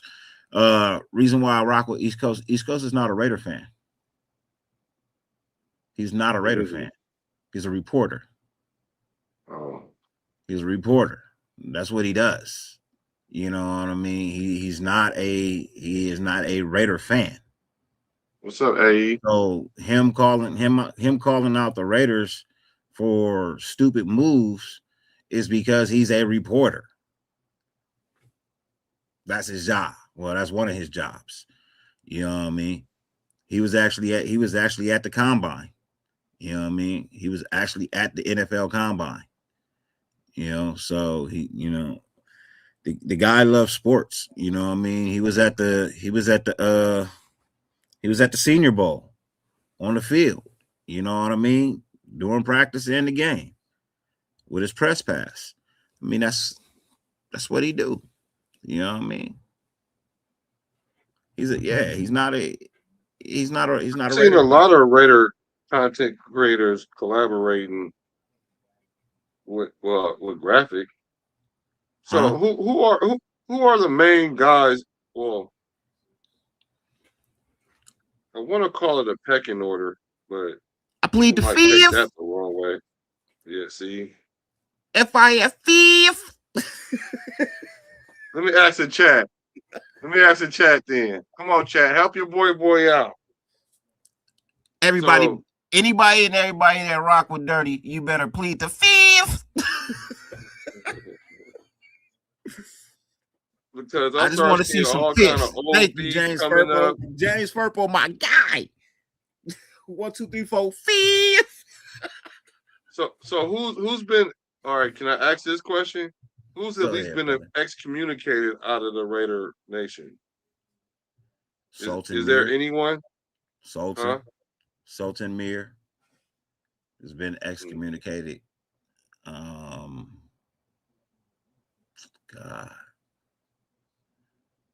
I know that one for a fact. Is there any people the dude name with the glasses with the chick that everybody didn't like?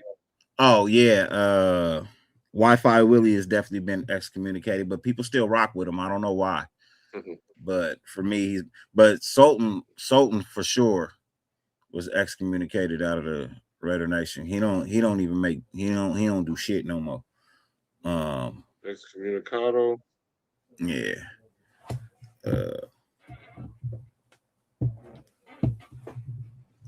Let's see. I hope McDonald, Miller, Yeah, you ain't gonna get Gibson, no answers Johnson. from nobody. Thief.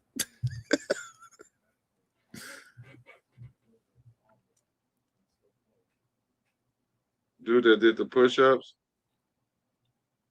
Oh yeah. Y'all talking about the dude who filed the fake cease and assist letter on Ben. Oh wow. Yeah, he's been excommunicated too. A fake cease and desist. I don't know a lot. I don't know if there's a lot of people that still rock with Mikey Rader or not. You know what I mean? Who's Mikey Rader? That name sound familiar. Mikey Rader is the founder of Raider YouTube, bro. He's the guy, bro. You know what I mean? He was the guy who started all of this shit. You know, and I used to rock with him. I did. I used to like Mikey. Used to tune into Mikey shows all the time. Used to be a member of his content. Yeah. Mikey made, bro. Mikey used to. Mikey made his content was so good, bro, that the Raiders sued him and took his channel. Yeah, because he was using that shit and they. Yeah, but here's the cold part. They took his channel and now they use it. They Raider Central came from Mikey Rader. They say he's a movie star. He a movie star. He was in He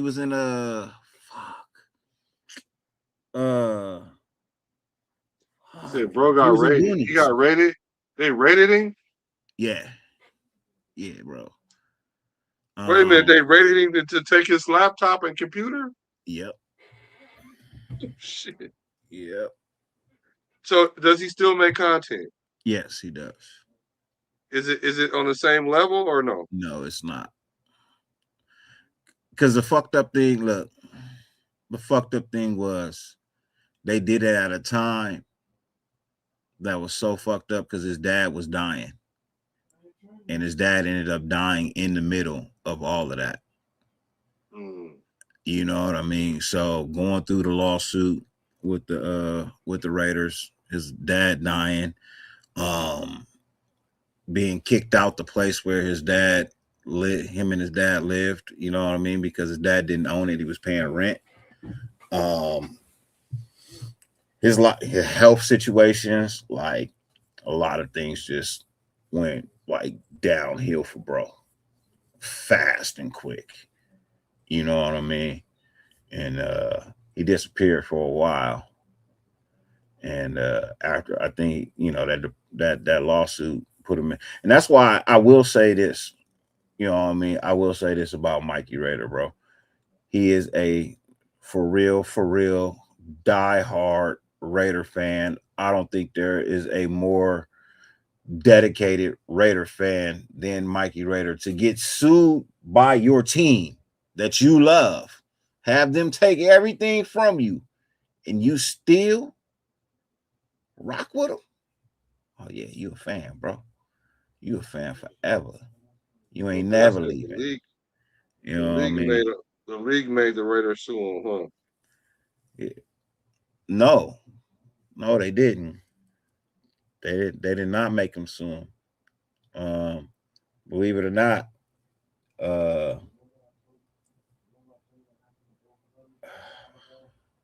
Al Davis was still alive. Yeah, Al Davis was still alive. Al Davis sued him. Well, the Raider franchise sued him, but I believe Al Davis was still alive when he was doing all of that. And real OG, shout out to the Southern Cal. Oh, because y'all won't tell me who the people is. They putting up the fifth.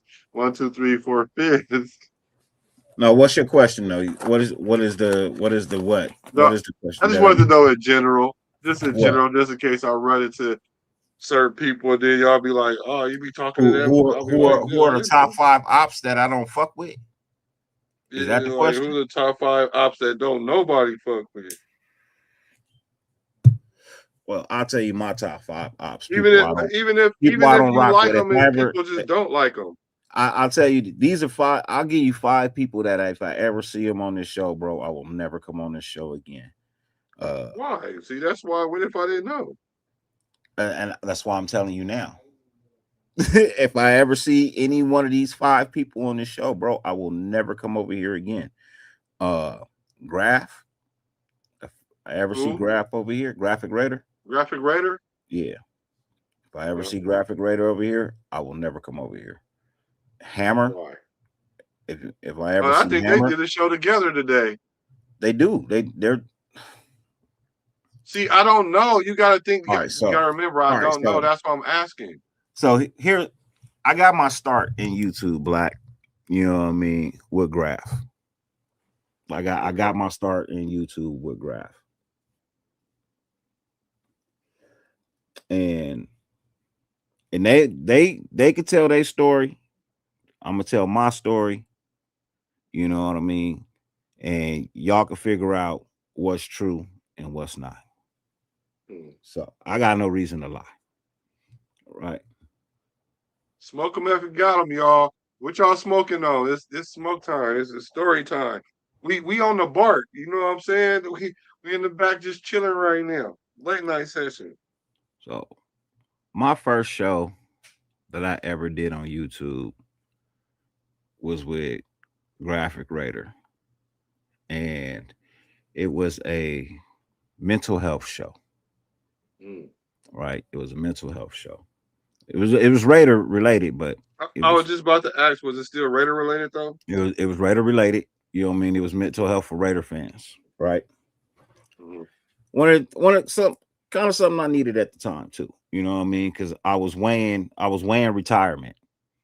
You know what I mean? I was weighing out, working or retiring, right, at the time. Ended up retiring because of my mental health. You know what I mean?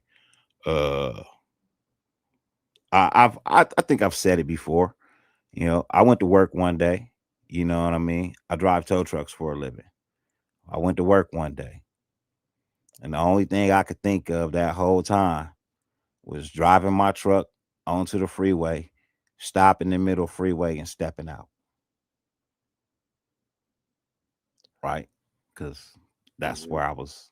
That's where my mental health was. You know what I mean?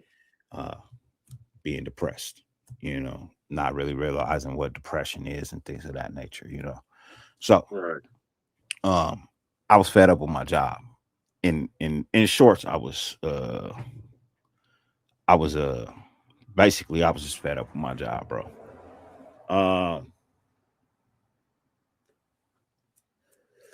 Yeah, I did get robbed for Rookie of the Year, bro. I did, but it's all right. The reason they didn't give it, the reason why he didn't give it to me, bro, is because we was starting to beef. So that's why he didn't want to give me Rookie of the Year. It's all right though. You know what I mean? It went to a good dude. You know what I mean? Rookie of the Year went to Honcho, and I can't even be mad at that. You know what I mean? Because Honcho good. You know what I mean? I rock with Honcho. You know what I mean? So anyways. So he had a guest that was lined up, but his guest didn't show up, right? Well, couldn't show up, didn't want to show up, actually backed out. Basically, they didn't want to go through with the show anymore. You know what I mean? And I told Brody, you know what I mean? Whatever you need, anything from me, holla at me, bro. Like I come on. It's like, yeah, bro, backed out, blah blah blah. You mind? I said, no, I don't mind at all. You know what I mean? Because he was doing mental health shows as well as, Raider football stuff. You know what I mean? But once a week he would do a mental health Monday. You know what I mean? That's what it was called. It was called Mental Health Monday. So I did a show. You know what I mean? And it was a great fucking show, bro. Like, if you go and look, most of the shows that I did with him at the time are his highest rated shows. Just because I brought a little something different. You know what I mean? Some authenticity shit. So that's what it sounds like. I will not say that because at the time, Graf was being very authentic too. Right. Okay. Graf was being very authentic. Graf didn't change till he started getting sponsors. Yeah. You know what I mean? People that were paying like real money, you know what I mean, in order for his show to succeed, right? That's when he changed. No, I'm being serious, James Purple. That is when he changed. The graph you see on screen is not the graph you're gonna see in person. They're two different people. Really? Yes. I'm telling you that right now, bro. The graphic rater that you see on screen is not the graphic rater you're gonna see in person, off camera. They're two different people. You know what I mean? In which direction? Like he probably more chill in real life than he is on.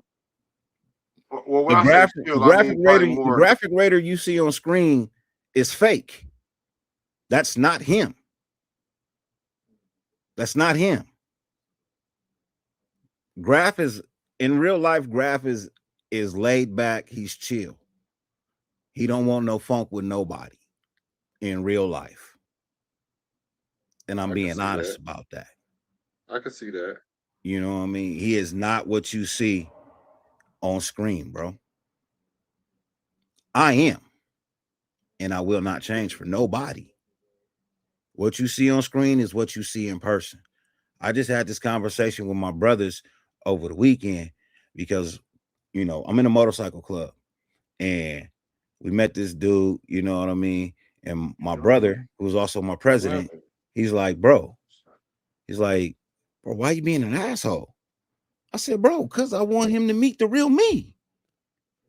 I don't want him to meet a version of me that you don't see that often.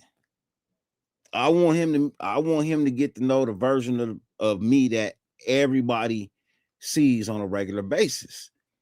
I love you, but that don't stop me from being an asshole. I'm still an asshole. I am who I am, bro.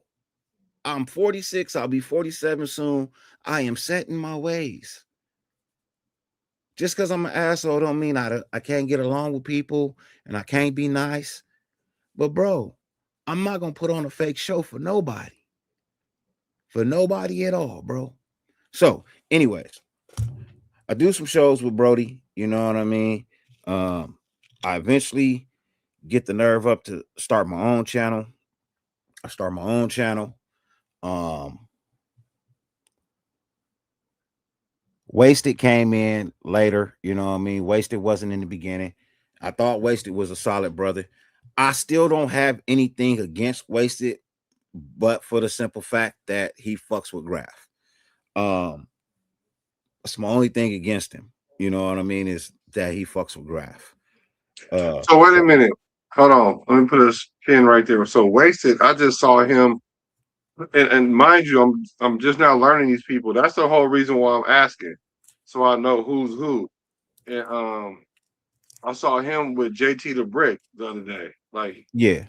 So, Wasted came from another podcast. Wasted came from he came from a all black. I want to say political podcast. You know what I mean? They talked a lot of political talk, you know what I mean? They had a lot of debates about, you know, laws and, you know what I mean, things of that nature, politicians and things of that nature. You know, I forget what it was called, but it was a good podcast, right? But he wanted to do sports. So, and then he found us, you know what I mean? Or found him, or however you want to look at it, right? And I've done great shows with Wasted, bro. But I had this idea. I had this platform idea, right? Where we bring 4 guys in, you know what I mean? And we we monopolize YouTube. You know what I mean? We bring in 4 channels. We stream all 4 channels at the same time. We create a network, right? Hence, Mount Shitmore. I will not call it what they call it. It is still Mount Shitmore to me. This is my idea, right? This is my baby. You know what I mean? It's one of the reasons why I don't rock with somebody else. I will not mention their name, but just know there's just somebody else that I don't rock with. And there's no love lost. It's just I recognize, you know what I mean? I recognize, and if they don't fucking rock with me, then there's no reason for me to rock with them. So we all doing good, bro. You know what I mean? We doing good. We straight. I got the idea out there. These niggas take my idea. Then they ask me, they tell me, Black, well, Dirty, you gotta do this and change this on your show. You know what I mean? Because da, da, da, da. Well, no, they asked me if I wanted to be a part of it. You know what I mean? And told me I had to do a couple of things on my channel. But my answer was, bro, I just retired. I don't want no boss. You know what I mean? Like, you just gonna take my idea, bro, and ask me to be an employee, bro. Like, I don't want no boss, bro. I'm good. You know what I mean? Like, I'm straight. But that didn't stop our friendship. I told them to go ahead and do what they do, right? Rock with it. Hammer. Thought Hammer was a cool cat too. And honestly, I probably dislike Hammer more than I dislike any of the rest of them. I believe Hammer created chaos to take my spot in Mount Shieldmore, right? And I say that because I have proof. All right. So I used to talk to Hammer all the time. I used to do shows with him on this show. You know what I mean? This is back when everybody in Raider Nation fucked with each other, right? Everything was quiet and peaceful and everybody had fun. And we was getting 200-300 viewers at a time, 400 viewers at a time, 500 viewers at a time, right? Everything was gravy. Everything was Gucci. Everything was fabuloso, right? I have this thing that I do every year, bro. I do this every year. If you ever get a text from me that reads this, just know I do this every year. I send out a text message that says, hey, what's up? I'm just checking on my homies. You know what I mean? If you respond, then I know we good. If you don't respond, I know we ain't, and I'll erase your number out my phone. You can erase mine out yours, right? That's the message I send out. I do this to 5 people every year. It's not the same 5. I randomly choose numbers in my phone every year. You know what I mean? 5 people. Hammer happened to be one of those 5 people. That's deep. I might need to do that shit, but I need to do that shit like every 6 months. Right. Hammer happened to be one of those 5 people. Somehow these other people found out about my text message and got mad. Right. He probably told them. Yeah, hold on. Yeah, you jump in the gun, but look. So I'm sorry. I'm like, what are y'all talking about? You know what I mean? Oh, yeah. I said, no, bro. I said, I only sent that to one person. You know what I mean? And I explained it to him like I explained to y'all. I do this every year. It's a random 5 people. You know what I mean? It's not talking shit on anybody. It's not behind anybody back. You know what I mean? I'm trying to either figure out if I need to keep these numbers or if I need to erase these numbers, right? That's it. Ain't no reason to have numbers in your phone if you ain't never gonna use them. Ain't no point of having them, right? So they find out Docs hit me with a voicemail talking about blood this, blood that, blase, blood, right? So I hit the nigga back. Told the nigga, bro, don't you ever gangbang on me, cuz. You know what I mean? Like, we cool, but nigga, you ain't just gonna. Who we talking about? Who we Graf. talking about? Time out. For real? Yeah. Okay, go ahead. So I'm like, bro, don't you ever gangbang on me, cuz. Where he from? Where he from? He from Sac. He from Sacramento. Wait a minute, time out. You a nigga from Sac? Graphic from Sac? He live in Texas, but he from Sacramento. Okay. He in Texas, but he from Sacramento. Yeah, he talking about he some in Texas, blood but shit. And he tried to get at you. Yeah. On some gangbang shit. On some gangbang shit. Right. Well, he tried to bang on me. It wasn't no real gangbang shit, nigga. You know what I mean? No, I got you. I just said it wrong. Yeah, you cool. You cool. Right. So, you know, he blood this, blood that, right? You're not gonna gangbang on me, bro.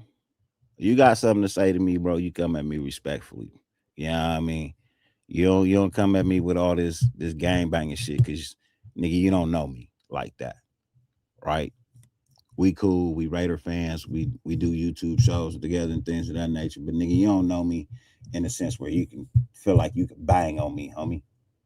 It ain't gonna work that way. Right?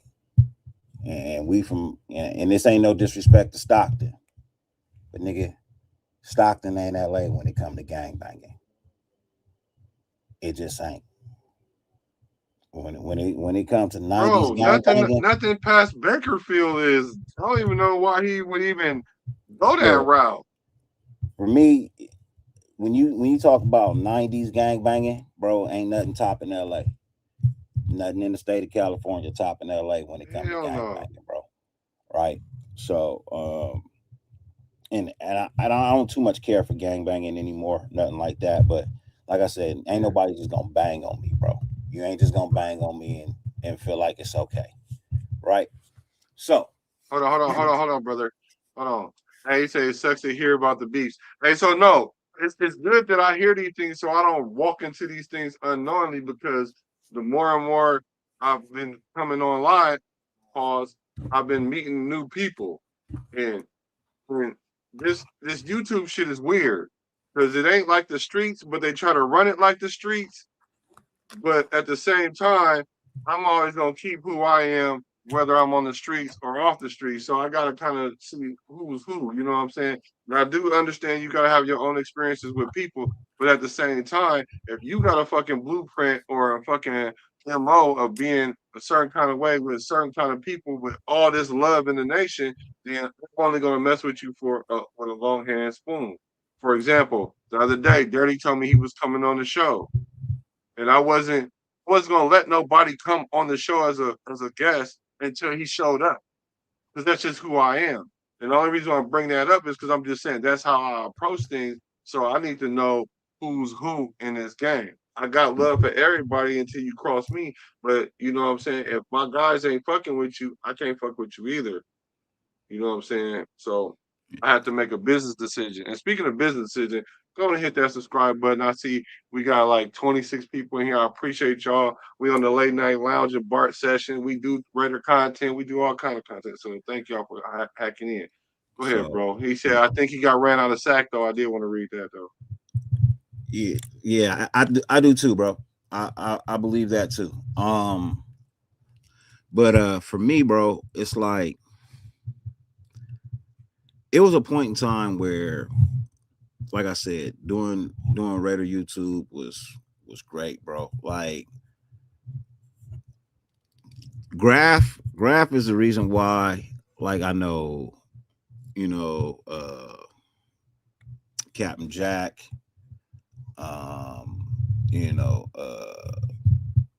Murph, I knew Samoan already.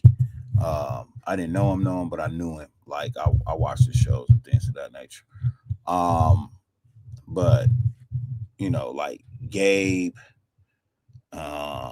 which is not a name Ben truly likes too much. I don't have a beef with Gabe. Gravy, you know what I mean? I don't have a beef with Gravy. Just like different people, bro. You know what I mean? Just a bunch of different people. You know what I mean? So Ben, you know what I mean? I know that's how I met. That's how I first saw Ben. You know what I mean? Shows was from Graph. But you know, some cool things came out of that, and some bad things came out of that, right? The first and only Raider Nation flag football game came out of that, right? When we had the draft in Vegas, we had a Raider Nation flag football game. You know what I mean? Sponsored by Woodson Whiskey. You lying? No, I'm dead serious. Damn. So see, this. Go ahead, bro. Go ahead. My jersey around here somewhere. Hey, shout out to NJ. Hey, so that's good to know because I try not to go too late because people are on the East Coast. There's a lot of you guys on the East Coast. That's why I asked where you guys are from because I don't mind doing these late night shows. Actually, I don't get my juices don't get flowing until like 10 o'clock at night, really. So, you know, we flag football game came out of that, which I won, by the way. Me and Pharaoh. It was me and Pharaoh on the white team, the only YouTube content creators on my team. Everybody else was followers.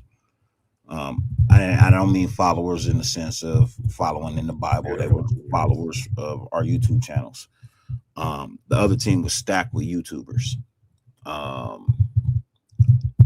love Pharaoh's show, bro. I used to work with Pharaoh. I used to, but there's no love lost between me and Pharaoh. Pharaoh was 100% straight honest with me, bro. He didn't bullshit. He didn't just stop fucking with me out of nowhere. Bro told me, he's like, he's going in a different direction. What I do on my shows, he doesn't technically want to be associated with. And I've always respected that about Pharaoh, bro. I've always respected that about Brody. So that's why I always give him support. You know what I mean? And when I see him in person, it's always love. It ain't no, ain't no disrespect involved when I see him, So I always say, you know what I mean, I got nothing but the utmost love and respect for Pharaoh. I don't do shows with him or anything like that anymore, but I still got love for Brody because he's an upstanding man, you know what I mean? Like he's somebody I can say is rooted in fucking manhood by being able to stand on his 10 toes and say what he need to say, regardless of how the next person's gonna feel. He's still gonna tell you the truth, right? And I respect that. It's the other motherfuckers I don't respect. And once I don't respect you, you know what I mean, I can't like you. You know what I mean? If I don't have no respect for you, it's really hard for me to like you in any sense, form, or fashion, bro. How do you like something you don't respect? You can't. It's impossible. It's impossible, bro. Once a minute, I have no respect for you. I don't like you because I don't respect you for a reason. And if there's a reason why I don't respect you, I cannot like you.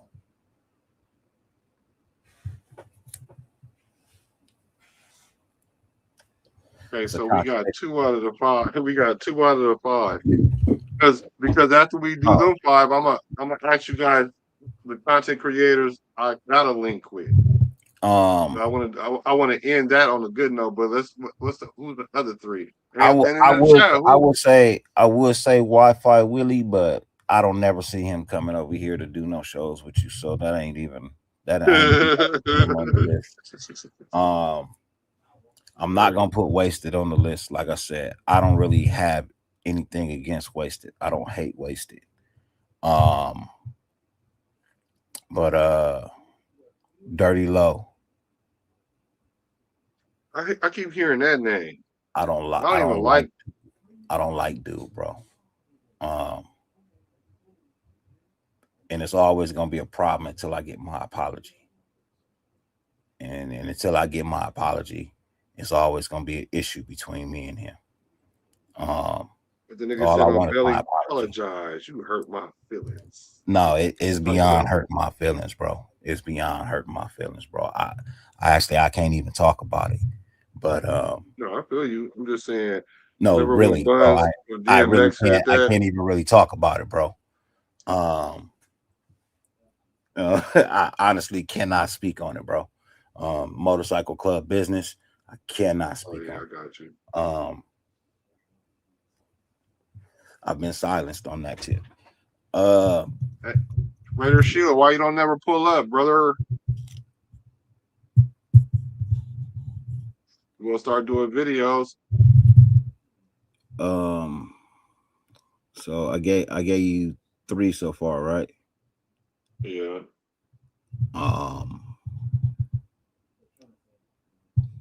Who else is somebody I don't It ain't gotta be 5 if it ain't 5. No, it's definitely 5, bro. It's definitely 5 people that I don't mess with. I don't even know if he still do shows or not. Andy, I don't fuck with Andy.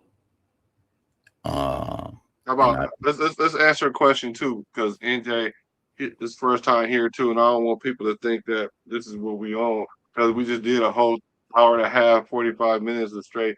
And if you look on my page, we deep dived into this whole organization from the players that we have right now, and I wanted to get that done before the draft.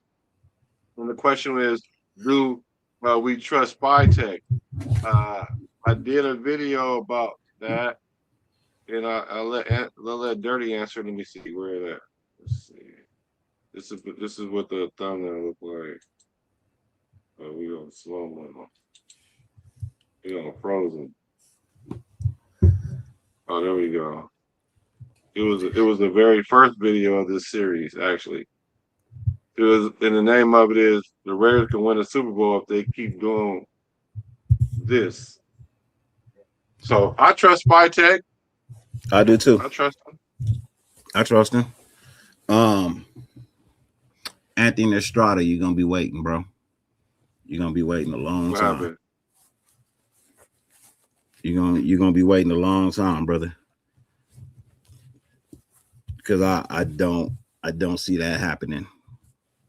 I don't foresee that happening anytime soon, bro. I don't dislike Brody, but I don't see a collaboration at any point in time in the near future, bro.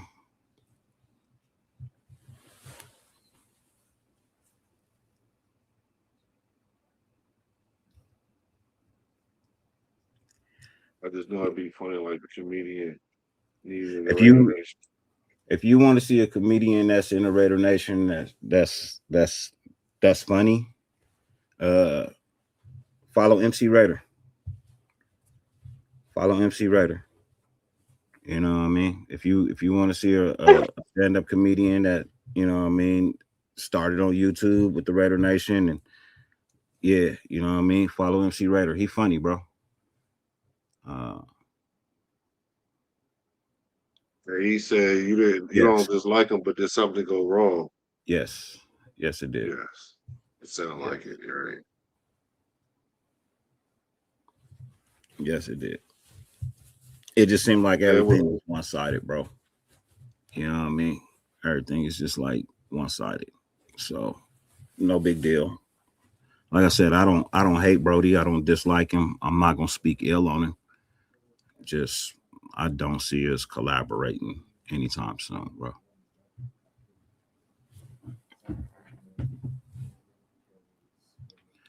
Rate the Tape left YouTube, bro. He had he had other things going on in life. You know what I mean? I believe he had a newborn, a new job. You know what I mean? I think he just had a new house, stuff like that. Like Ray the Tape had real life situations going on and no real time to kick back and do Raider videos anymore. You know what I mean?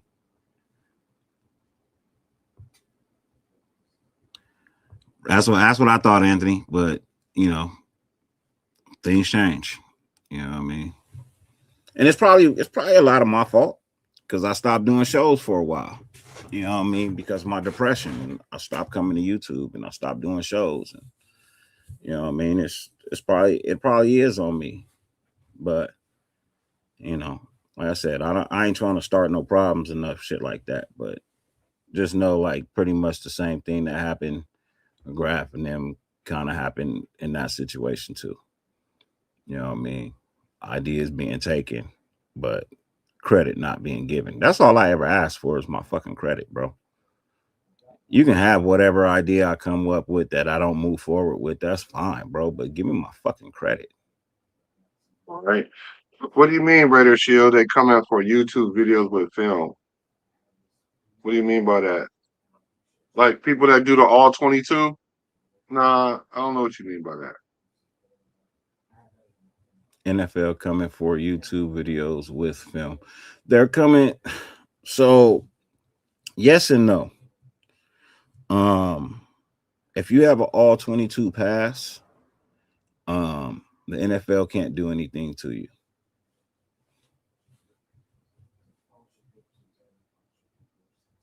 No, James. I'm not saying I don't fuck with Loon. I just don't do shows with Loon anymore.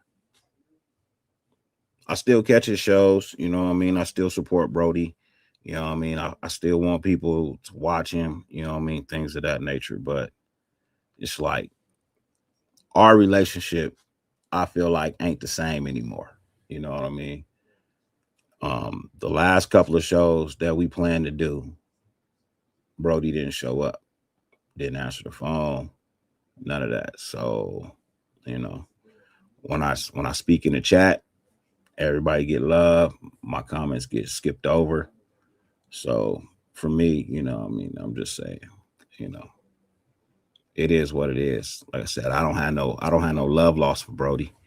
You know what I mean? Or maybe one of the things that is a disconnect is the fact that me and his little brother share the same birthday and his little brother passed away. You know what I mean? Like that could be something.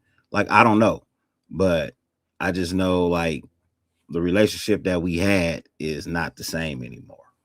So, and maybe it's my fault. You know what I mean? I could take some blame. Like I said, I disappeared for a while.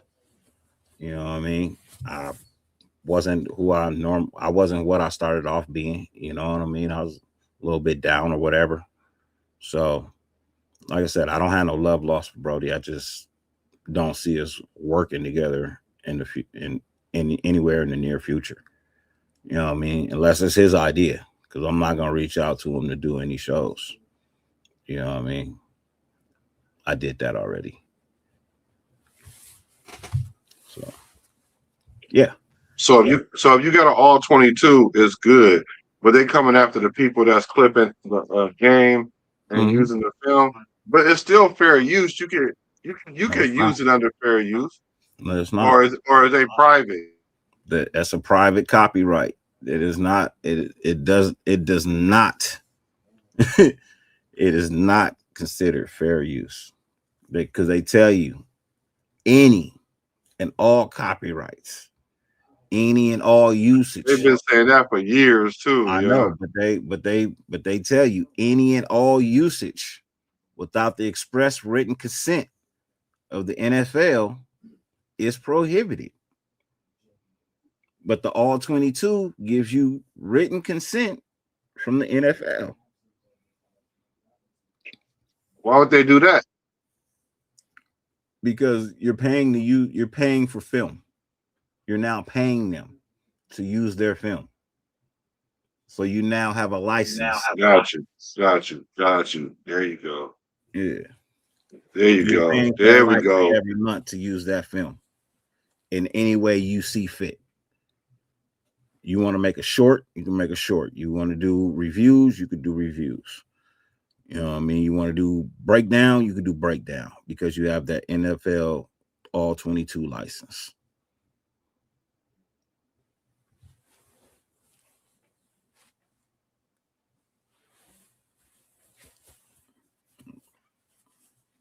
What's up with that one dude named?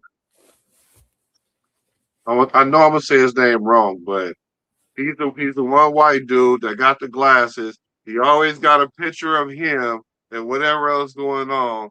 And he always had these different expressions. And his last name is like, or his name, one of his names is like La something, but it has a C, La something. I don't know what it is. He used to fuck with Ben because I was in a chat with them one time. I used to fuck with Spotlight. I thought, or was it Ben? No, it was Ben. Yeah, there we go. There we go. I said a C and it wasn't no C. You right, Chewy. Good shit, Chewy. Yeah, what's up with him? Yeah. There we go. There we go. All aboard. There we go. It is a C in his name. Okay, there we go. Don't know. Y'all know him? Nope. I don't watch everybody. I feel you. I don't watch it. Like, I'll tell you who I watch, bro. I'll tell you exactly who I watch. I watch us. I watch who's in our group. You know what I mean? I watch Twan, Samoan, Honcho, Rundown, and 805. I think that's his name, 805. I watch Farrell. I said Honcho, right? Yeah.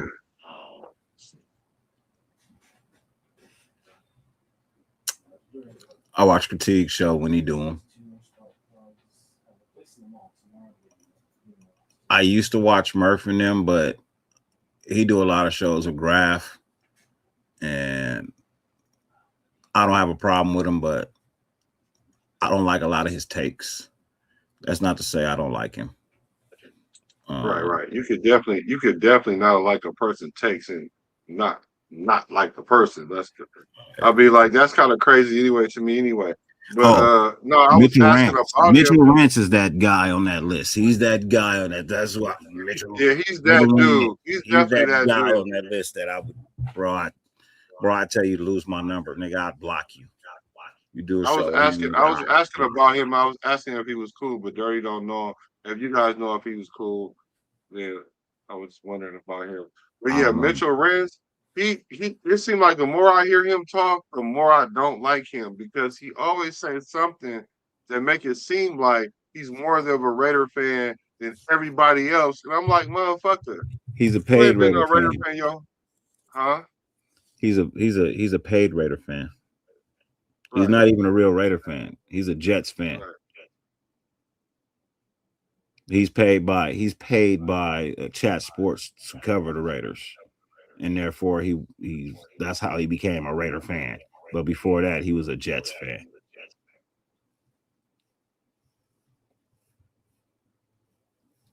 Because he all tatted, he Mr. Raider, but see, Chat Sports can monopolize on all the teams though.